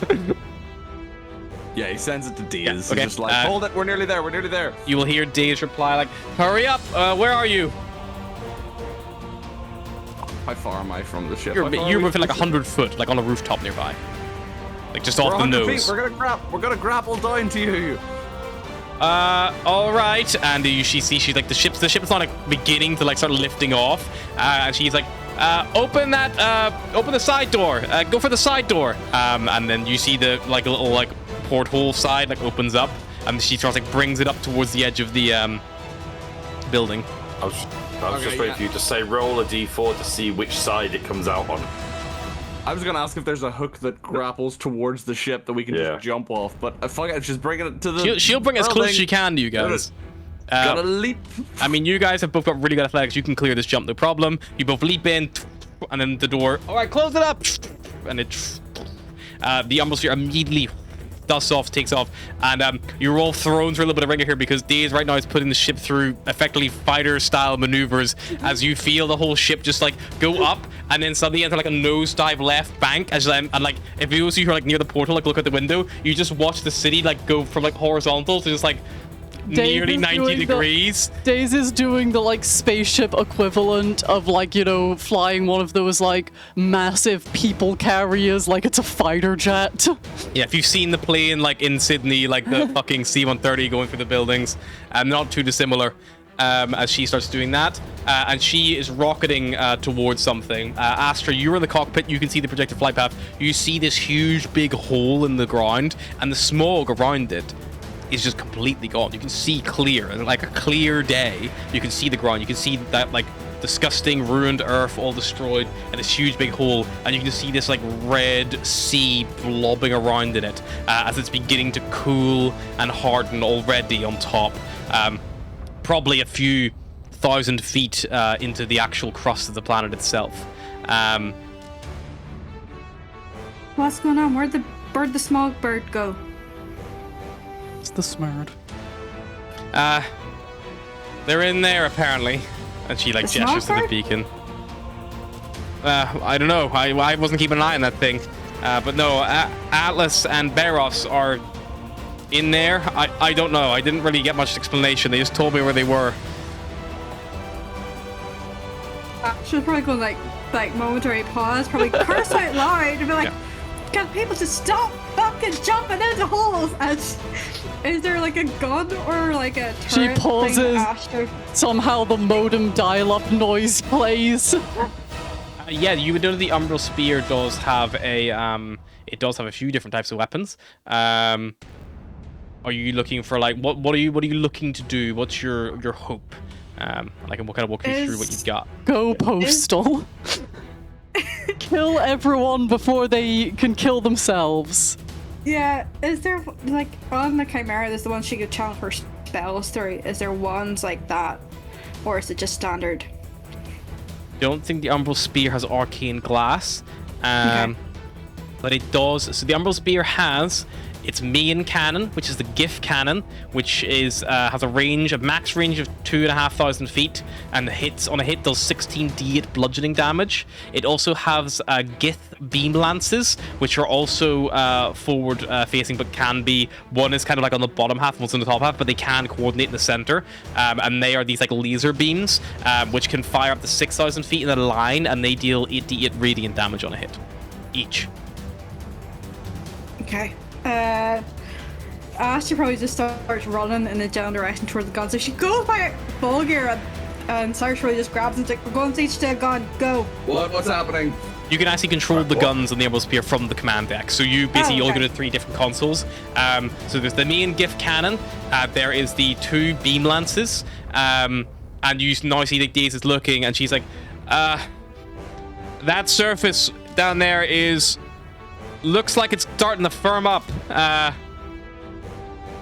Like it's cooling down. It's turning to rock. Any bright ideas? How many laser cannons have we got? You've got 2 laser cannons, and they kind of can shoot out from the front of the ship, kind of like in a cone. One, like they shoot in a line, like a straight line when they're fired for about 6 seconds, and then they turn off and they have to recharge. You have a main cannon, which is that huge fucking 6-cylinder boom, boom, boom thing that can be angled straight downwards or straight forwards, or anything in between. So basically, you have like a laser on top, a laser on bottom, which can both fire straight. And you have the GIF cannon, which can fire straight or vertically down. The only idea I got is try and cut holes with the lasers or make a hole with the cannon and hope we don't hit. Wait, why are we shooting at the lava? I don't know this yet. Why are we shooting into the... Why are we flying towards lava? Because the barrels and the Atlas said go down there. I swear to God, if we save them, I'm going to fucking kill them! Fire Same. everything! Okay, you guys get on these weapons. So the intention is you're going to just fire everything you've got. You're gonna kill me. If we can like cut a line with one laser, cut a line with the other laser. So when you fire the laser, it's a mounted platform. So it locks in place. So the only way to move it is you would have to have Daze steer the ship. She could steer it like she could just throw you into like a left-hand spin, and you could try to do a circle. I'm gonna Daze get ready to do a barrel roll when we fire. Alrighty. She like flies up above this thing, and she starts gaining altitude again, and she begins to like put the nose down. She full throttles back on the ship, and the ship like forward thrusters start going. So you guys are like hovering, like equidistant, like still falling, because the ship is not like, it's not got enough like downward thrust with the reverse thrusters to do this. This is supposed to be doing like small little maneuvers in space, like park up. So she's just like throws everything in reverse as much as she can, and you guys are just like slowly falling towards this thing, and then she just starts entering a spin. A spin is not an instant thing, so it's like 1 spin, 2 spin, 3 spin, and it's like, whoa, whoa, like fucking like Sunshine like straps himself in like across the side, like, oh, I'm gonna be sick, oh god, oh fuck, as he's like, starts like flopping back and forth, and his mane's just going like around and around. Daze is already clipped in as you all are flying towards this thing. Do you think when Sunshine throws up, he has to do that like backing up thing that Yeah, he cats does. do? He starts doing that with hands, like on his lap. Who is on what? Who's on a GIF beam lamps? Cyrus on a lance. Who else on the other lance? I'll go. Astra will go. Okay, so Volgear, you've got the cannon. From the 2 lances, it will automatically hit. It is 8d8 radiant damage, please, against the semi-hardening molten rock.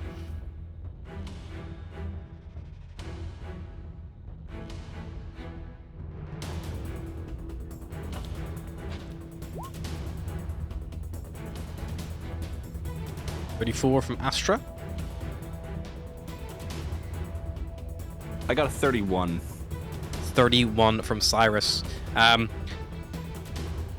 Atlas and Beros, you don't see anything from down below. You don't see 6,000 feet of light fly past you, radiant damage, because the radiant light alone is not enough to break its way through this full thing. From above, you will see these like huge, big, burnt like schisms like through it. These like big channels, but you can't see beyond it. Like you just see they're glowing red hot from where it's all been impacted, and you kind of like cut these big like channels through his days like in this spin. As soon as you finish, she like throws it out of the spin and like begins to steady the ship again. Volgir, are you shooting the big cannon, or are you gonna let them go for another blast?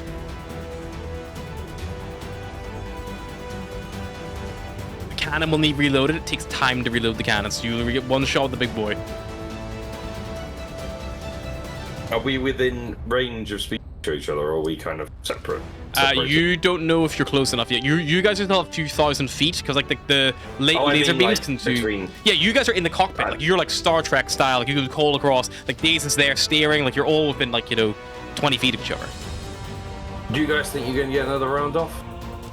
I will tell you right now, to recharge the lances, you have to roll a d6 for every turn you wait. If you got a 5 or 6, so it's a 1 in 3 chance that they recharge. Maybe. Okay, let's give it a go. Okay, you give it one more time. Roll me a d6, please. Astra and Cyrus. And these will throw the ship into your counter spin the other way. And Sun's like, oh, I just thought we were done. Cyrus, yours is still charging, but Astra, yours glows with energy and you're able to blast it again. Do you want to try to wait for Cyrus before you blast, or are you just going to go for it without him?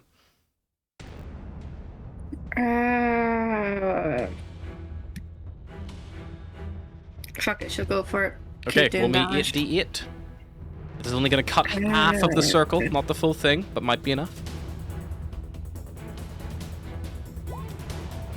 45. You cleave through again, managing, like, with these holding this position, like, in quite a good way. Some of it spills out, but most of it goes back into that same channel you've already blasted through. You and Cyrus together. Cyrus's gun doesn't fire this time, though, Volgir, you would see. But you can now see, like, that's, like, begun to burn in. You've no way of knowing if it's enough. I think we're gonna get another shot of this. If the cannons don't recharge, we might just need to fire. Do you fire this turn, Volgir, or do you wait?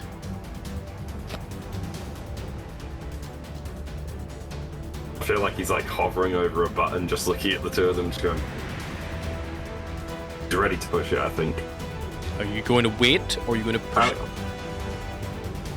This is time sensitive. I know it. Or I flash back to what has already happened. Fuck it, I'm pushing it. Okay, you push it, you fire. Roll me 16d10 as I think it's all 6 of the spinning revolvers just like doof, doof, doof, doof, doof, start flying out.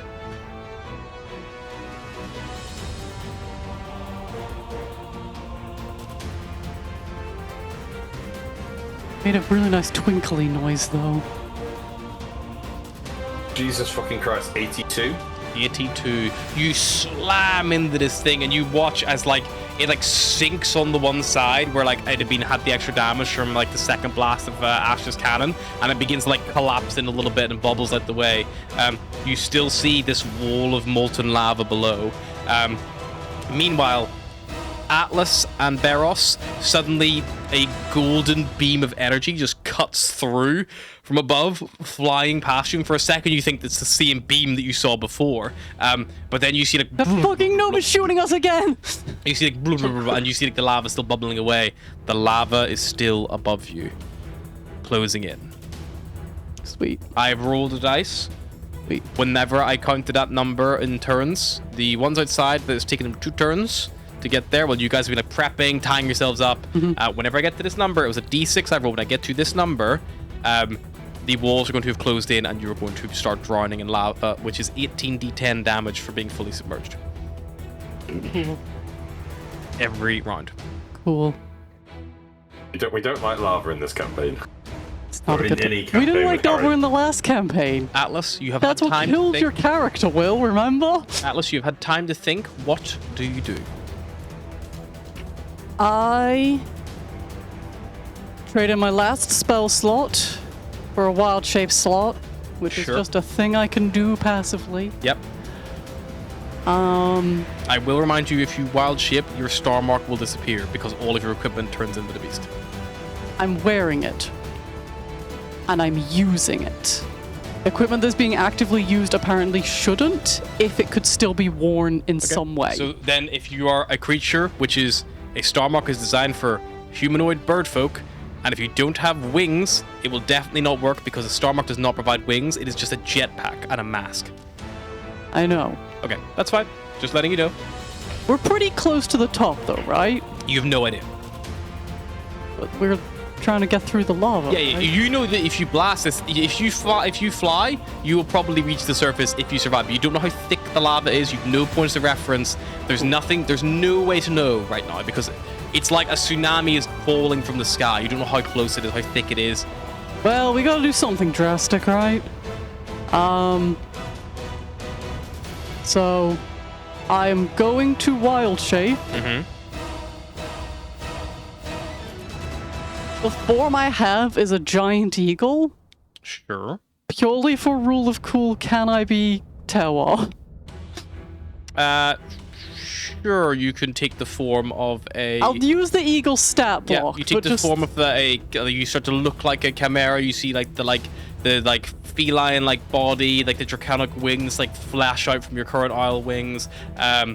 Your head kind of like splays itself into like three, much like a horrific like creature from the Thing. It's just a little barrel strapped to the belly.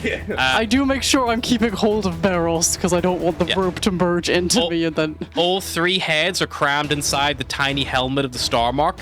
I assume just one helmet would be wearing. No. Your head is just your wild shape does not normally let you turn into monstrosities. All three heads are crammed inside the helmet of the star mark. Okay. Because you're doing something that is like alien to you. You can't turn into monstrosities normally. Which makes sense for the fact You you're say like I've not been turning into monstrosities this whole time. all the animals on Square are technically beasts, but they have the monstrosity tag. Astra, are they beasts? The wings splay out. You got the tail kind of flopping behind you. The goat head like there. As you've taken on the form of a like strange-looking chimera-like creature with a jetpack strapped to it. And then I am going to fly up All right, and just try and tank the damage. punch and claw my way through that fucking lava. Okay, you tank the damage. You take where'd my roll go? You take 40 points of lava damage as you start flying through this thing. I would like you to roll me a d4. If you roll a 1 or a 2, you can get through this round. If you roll a 3 or a 4, it's too deep, and you have to go again next turn. Barrels, you also take 40 points of lava damage the second you enter the lava, unfortunately. 4. 4. You start blasting through this thing. You see like this huge thing cascading out the way. You surface from the top, from like the actual top. You get to it. You're still partially submerged in this form, and like you're clinging onto it. And you see above you the chimera, and you see that these guns glowing above you. You see steam rising out of the like smoke billowing out of the GIF cannon, and it's currently like nose down towards you guys. Those of you on the deck, you would see a teeny little of like bubble 2,000 feet below you. I don't think you probably would spot it unless someone was really eagle eyes maloning it right now. Astra sees it. Astra sees everything. Make a perception check if she wants. Sure, might as well. 24. 24. At this distance, actually, you see the bubble pop, but you don't necessarily recognize it's them, especially because it doesn't look like them, and it would defy logic. Atlas, Barros, are you still up or are you down? How much did I take? 40 damage. 40 fire. Down. Barros is unconscious. So Barros, you will instantly take one field death saving throw because you're in contact with lava. I need another death saving throw, please, at the start of your turn. Sure. 20. Barros, bubbling at the surface of this lava, something with this immense pain washing over you. You stir, waking up, look up, you see the umbral spear above you in this haze. You are come back with 1 hit point. It is your turn. What do you want to do? Atlas, you can see, is still like flapping her wings, trying to get herself out of it. Kind of like a bird that's landed in oil. Like the magma's like sticking to her, and like the like star marks like just like sparking, and like it's taking a lot of damage. Okay. Cool. I would like to ready an action, unbeknownst to Atlas, that if I think this is going to fail, I'm going to use my final where is it? Psychic power, psychic energy die to teleport Atlas 30 feet. Cool. Yes, you've read it out of action. You say when you think it's going to fail, I will let you tell me when you think that should be. I will tell you if you do it now, you can move her before she takes any further damage. Otherwise, she will potentially have to take damage at the start of her turn like you did. And did it feel like we were close to the surface? You are like on the surface right now, so you're like as if you We're just there, breathed we're the just, surface, like, but you're stuck in it a bit. you're like chest deep, and she's this big like chimera creature, like trying to like paddle its way out, like the wings flapping against the surface, slapping on the surface, and you see the star mark is the actual bottom of the star mark is still in the lava right now. You can't even see the jet. Right, then I'm not going to ready an action, and I'm just going to do it. Okay, how far do you have to move her? 30 feet. You get moved 30 feet out of the lava, Atlas. End of your turn, Barros. Nothing else. Alrighty. I can't do You already took nothing the else. damage at the start of your turn before you got your death save, so you do not take any further damage. You're still alive at 1 hit point. Atlas, so you are 30 feet above the lava, propelling yourself upwards. You just like suddenly warped upwards, and you look down at yourself, and the ropes just all fall away, and you see like Barros just one arm out, maybe his head out, just somehow still clinging on as he's Are literally... the ropes still attached to the barrels? Just The not ropes me? were instantly incinerated whenever Okay. they went through the lava. Worth a try. I will try to grab Barrels' arm and pull him out. Okay, you fly down, try to grab Barros' arm, grabbing hold of him to pull a man out of lava. Yeah, I imagine that's quite difficult. Quite hard. I do need an athletics check. It's a flat roll, it's not a disadvantage because he's not dead weight, so he can try to like kick and scream and pull, and it's like almost non-Newtonian, like you can like push against it, like, you know, but also it fights against you. I mean, just as I'm hard. a little bit stronger than usual because I'm an eagle or chimera. I would say those of you on the bridge would see the pulse of psionic energy. It's probably enough to catch Astra's eye. And Astra, you can see down there, maybe about 2,000 foot ahead of you, you can see a chimera, and it's like got this, and you see it then dives back down towards the lava, and you're not sure what's happening. Even as an eagle, I suck. Does that tell her? What? What? It's a chimera, not orc. Do the guns have an EM feature? Can I RDS this to zoom in? Yeah. You zoom in, you see like, and you look. Is it just the... You see that there's a chimera flies back down, and you see it's got like on its back, it's got this big like arcane thruster type thing, and you can see like there's it's almost looks like a lion with like dragon wings because it doesn't have the other heads. It's wearing this big helmet. And you see it's going on, and you can see like it's doing something to the lava. You're not quite sure what it's trying to do from this distance. Can I make an insight check or Has to be something smart with enough. advantage? Because that's my fucking life. Sure.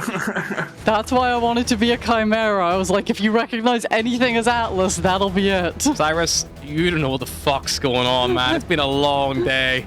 How the fuck did a chimera get in the hole? You're like, oh, Wait. school's so fucking weird. I hate it here. Why is it good? Why is it? But I should recognize that as a star mark. At this distance, like it looks like a star mark, yeah, but like it's like it's they're probably, you know, a little bit different looking, you know, like at this It's also distance. on a chimera, which is kind of throwing you. You see it's definitely damaged as well. That's hardly an atlas, is it? Can she roll insight just to like Sure, I'll have one more insight from the guys up on the bridge, and then we're gonna move back to the guys down below. 27? Sure looks like it. That is your wife, Cyrus. That sure looks Cyrus. like it. Reminds me so much of the bit in The Witcher where it's like, they're gonna execute this dwarfen bard, and it's like, oh, that's my dwarfen bard, isn't it? Sarah, hit the break it. That's our chimera. More specifically, yours. That's Atlas. Oh, I'm gonna kill that woman.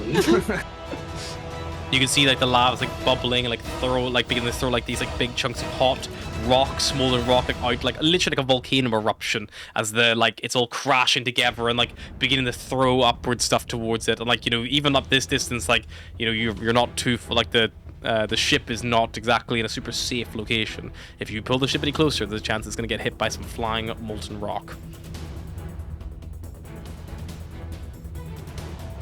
Do we need a decision for the bridge? What they're doing? God, I wish we had a tractor beam. Do we have a tractor beam? Nope. Damn it! You got you can fire your pods down. Do we have a shuttle? You do have a shuttle normally. You should have a shuttle. It'll take some time to get that thing like out and about. There's not like it's a quick, you know, super quick process. And you guys have to like bail from the bridge, run all the way down to the shuttle bay, get the shuttle, spool it up, and go. It's gonna take you some time, but you could do it. And Smaller we're... target will have an easier time weaving through that like chaos. There's also the Cottontail. The Cottontail fighter is there as well in one of the hangars. I think the shuttle might be our best bet, especially with the arcane glass. Doesn't it have an arcane glass? I think it has a turret right now, because I think the arcane glass you left on a planet in the amalgamate to get work done. I think it's your other one, which is the one that came in the ship. Gross, vulgar, and dirty look. I have an idea. I just need to get closer. You can get closer. Like 600 foot.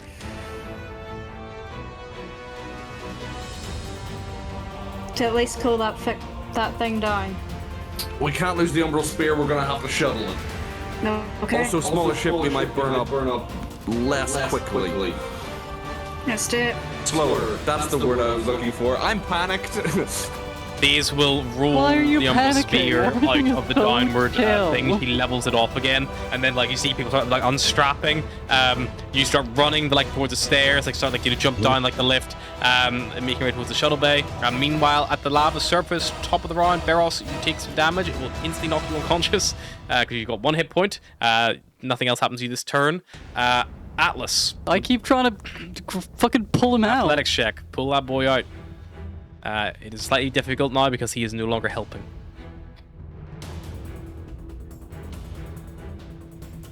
You start pulling him. He's now about halfway out. His like waist down is still submersed. His entire body is just It's okay, because if I ruined keep with failing, burns. he'll just burn up from like the halfway point and be really easy to pull out. True. His entire body is ruined with burns. Most of his clothing, apart from any magical gear he has, so like his actual suit is probably still okay. But like, you know, you can like see what bits of exposed bits of his neck and stuff have just been like fucking singed like right the way down to like bits of like muscle tissue. You can see in some areas almost like bone. Like you can only imagine how like broiled inside his suit he is, like from having that contact of that like hot suit on the outside, quite literally being like boiled alive with his own blood. And so you try to keep pulling. Meanwhile, the rest of you rush all the way to shuttle bay, get the shuttle bay open, get the shuttle started.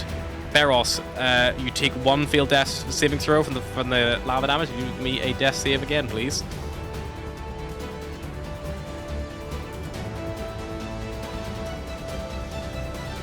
No fail.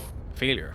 Beros, you have 2 failures. If nothing changes before the start of your next turn, you will likely perish. Atlas, you're a giant eagle.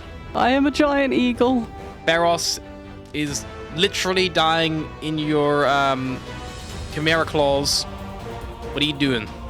All I can do is try and pull him out. I have nothing else. Go for it. I have expended everything that I can You expend. could drop wild shape and see if you have any potions or anything like that, but unfortunately all this. I don't Well- have anything. Well, pull. The best thing I could do was, fuck Cyrus for +2 to my AC, and I don't have time for that. I mean, he didn't specify how long it would have to be. Admittedly, but he's not here right now, so Although I am, fucking him over every goddamn day. Atlas, Roll it. 19.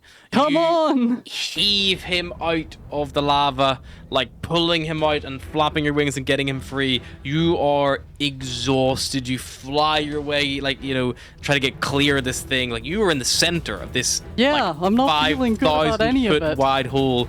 Molten rock being splattered up, thrown at you. You're trying to dodge out of the way, flying around. That is your turn. The shuttle crew, you take off. You start descending down towards it. The shuttle moves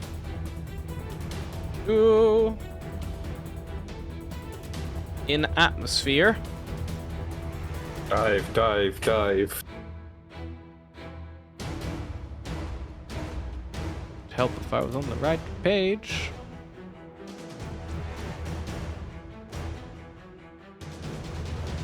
Expansion vessels.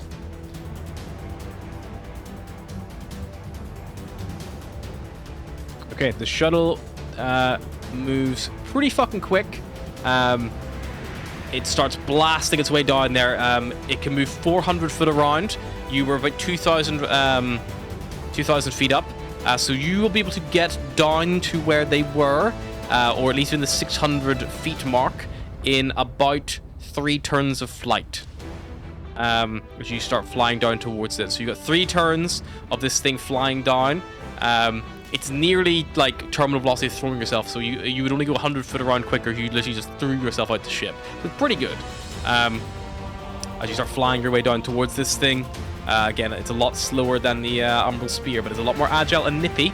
I will need, from the shuttle, piloting checks, and I will need, from the Chimera, as they're flying, I will need a acrobatics check to dodge, or a athletics check I'd also allow to dodge out of the way of any like molten rocks being thrown up and things like that as you try to get yourself to safety. But most importantly, at the top of the round, Beros, I need a death saving throw to see if you are going to be alive for this or not. Ooh. 10. 1 success, 2 failures.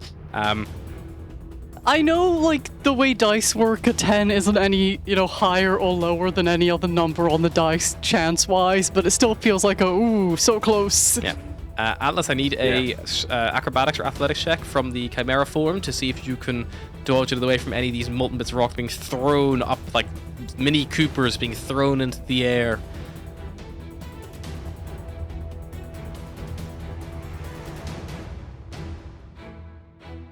We're just seeing if I was good at anything as an eagle. Natural 20. You fly higher and higher, trying to dodge around, weaving between these things. You're now, what's your flying speed? 50 foot or 60? 80. 80, great. So you're clearing this thing. So you are now like, if you're dashing, you are like 320 foot up, flying higher and higher, trying to get away from this thing, like on a diagonal arc, trying to get away. You probably spot the shuttle like coasting down with the Spear. It's like leveled off to the side, and it's kind of like watching from the distance in this like looping little like spiral. I never noticed before that the eagle also has a walking speed of 10 feet. He does little hops. I need a piloting check, please, from the shuttle pilot as you get closer towards the literal mouth of a no-made volcano. Yeah, no man made Who's that. Come on. piloting? Well, I think you're the better pilot. I have the add-on, which gives me half proficiency. I don't know if that's enough to give him I a... have a full proficiency for vehicles in space. Full After proficiency you gives could give guidance. a full proficiency you could give Cyrus advantage by helping him by running half the console for him, or Cyrus would just impede you, Bulger. He wouldn't be much help because you already know what you're doing. So you could either give Cyrus advantage or you could go for What's yourself. It will be a dexterity check. It's reacting to obstacles. +2 with 3. No, it's half, so it'll be +2, so I have a +4 total. Asher can give you guidance as well, so give you another. Number whatever. plus 4 advantage or plus whatever. 9. What have you got? I've got +9. Yep, you it's take it. general. So, you want me to take it, or you want to take the advantage? No, you take it. Right. So what is it? +9. Plus 9, you get so a d4 from guidance. Yeah. So I'll roll a d20, and we'll just add the because that's a 15 plus whatever the D4 is. Nice, 19. You start weaving your way down, like, you know, moving towards this thing, dodging out of the way. It's like the obstacles are rising up. You clock, probably at this point, you're, you know, the guts of about, like, I would say 1,200 foot from each other, and you clock like this like thing flying up with them because you're looking for obstacles. You see flying up kind of in your rough direction with these big weaving bounds. You can see like the sparks and the trail of smoke of the star mark, which is sputtering on despite everything. Atlas, you technically still have the star mark, so you could use an action on your turn to try to activate it, but you don't know how the damage is going to affect you. Right now you're flying with your own wings momentum. I'll just fly with my wing. Sure. Top of the round, Beros, death saving throw. Dun dun. Dun dun dun. No. 3 death saving throw, 3 fails. Beros in your arms, Atlas. You maybe don't even notice it, but his already shallow breathing, the last breath, whispers out.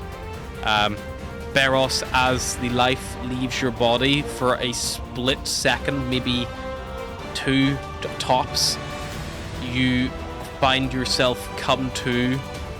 You look around you, you look down, you see like almost like the volume is like all been like muted and quiet, and you almost hear just like this faint, like ethereal echo, this faint little call, and as you look out across everything, you just see below that like turning black, kind of like molten rock below you. And everything just has this ethereal golden haze to it. Look out across the thing and you see these huge towering spires, miles and miles and miles in the distance. You look out towards the stars, and even this close to the ground, see the sky. Whatever is left of the smog has cast this planet in a beautiful, permanent, golden hour-like radiance. And as your head kind of slumps down and you look, just where on that cracked, burnt surface down there, you just see a little flower bloom. And then it all goes dark.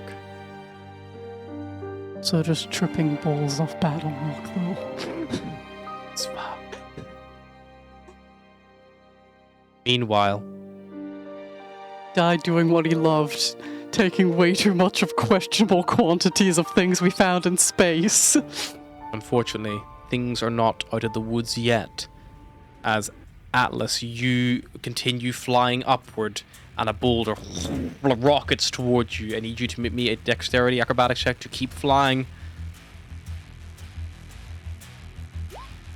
Another dodge out of the way, this time flying again, another 160 foot. Damn, 2 nat 20s in a row. 480 foot away Paying from back this for thing. all those terrible rolls at the start. The shuttle coasts down ever further. I need a piloting check, please, from your pilot.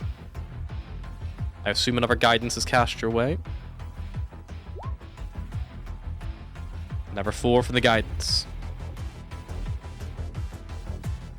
That's a nat 19, so it's a 28. You soar down, and you like plow this thing down towards it. You level off as you get close. Astra, you are close enough to cast your spell, but as you kind of see, you see maybe only about 100 foot away from you, like just like coming up towards the thing. You see this like chimera, scorched and wounded, fire marked, and you see like clutched in its like front like claws, you see like Beros just like limply, like head lolling around, like rolling there.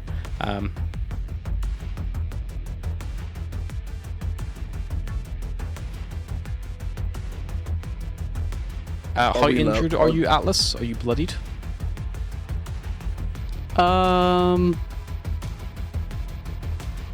I'm like nearly dead, man. So Atlas looks critical, and Barros is definitely at least unconscious. At 100-foot distance, that's the best you can do unless you spend like more time doing a medicine check trying to assess. But like 100 foot away, is it a body or is it an unconscious person? It's very hard to tell. They're floppy. Yeah, he's definitely not conscious. That's all you can tell at a glance. And she is clearly about to die. And you see another one of these huge balls like soaring towards her that she's gonna have to evade from before she can reach you.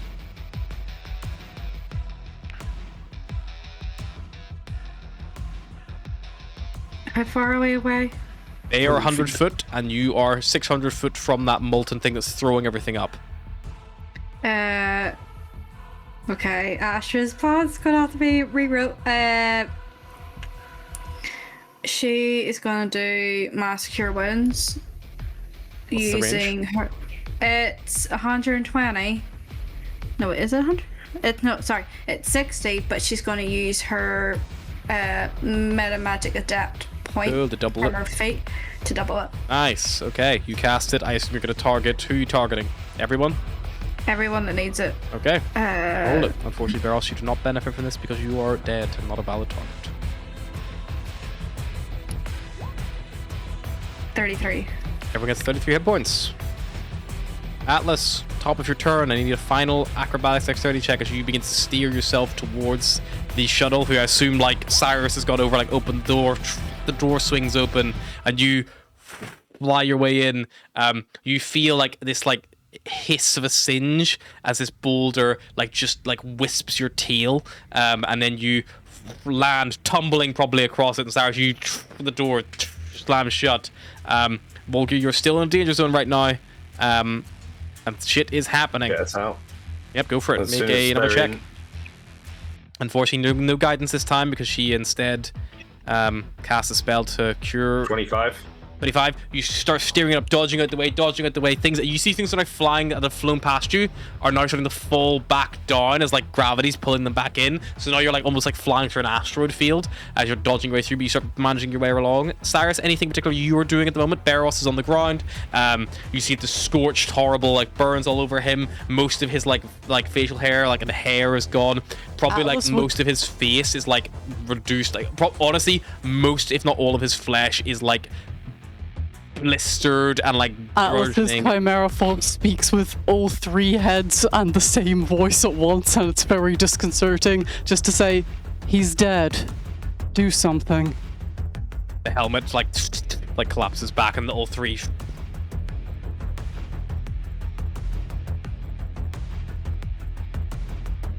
I think Cyrus can do much to a dead man. The only thing I've got that might do something is... No, it won't even. The Stardust Syringe has no effects on the dead. Sorry. The annoying thing is spell slots just gone for me. I have Revivify. Even if I had Healing Hands, wouldn't work. It wasn't at Cyrus specifically. No, it was it's more like just to do the something. group. It has been under a minute. It's still within the grounds for Revivify. But Volkir, I do need to check from you because you are still flying this thing and you're still in a treacherous situation. Cyrus is probably just gonna start like 1, 2, 17. 4, 5, 6. Okay, make me a medicine check, Cyrus. Breathe. 17. Volkir, you start steering this thing, and one of these, like, as you're trying to Tastes dodge like a boulder that's, like, coming up well-roasted behind goat. you, you, like, don't see, like, you don't check behind you, and you feel something smash into the side of the, like, the back rear. Oh, lovely. The shuttle gets rocked and shaken around. The shielding is just instantly gets lost on the rear shields, and the shuttle takes 16 points of damage out of 50.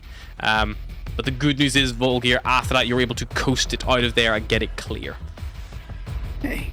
Can Astra cast Revivify on Barros Sure. with her last... Hold on. She's 1/5 level left, I believe. Yeah. Do you need a diamond? We're She like the has a fucking diamond. undead squad. It's like, you died in action? No, you fucking didn't. She Get tries back to keep over the here. diamonds in stock, but she also does have backup if she needs to. I didn't hear no bell. Yeah. I will require a rapid resurrection check from you, please, Astra, and you alone, because this is a quick resurrection and is not a ritual. Yeah. So that is a d20 plus your spell casting ability modifier. The DC is 10 plus 1 for every time Beros has been brought back to life. Beros, how many times have you died before this? Died 0. So it is a flat d10 you need to beat.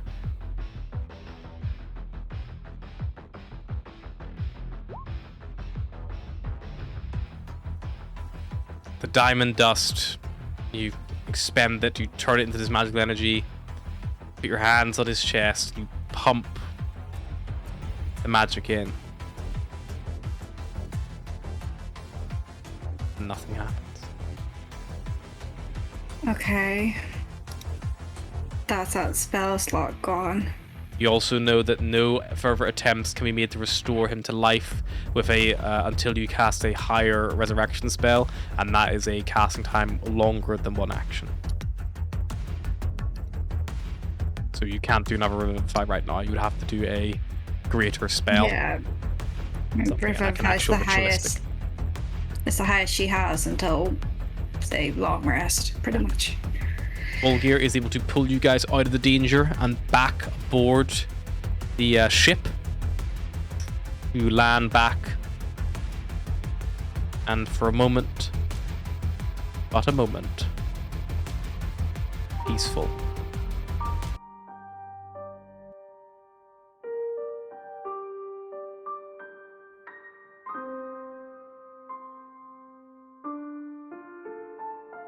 And as you all stand there, looking down at the body of Beros, you see the hollow strap on his wrist, damaged, nearly destroyed, but still glowing.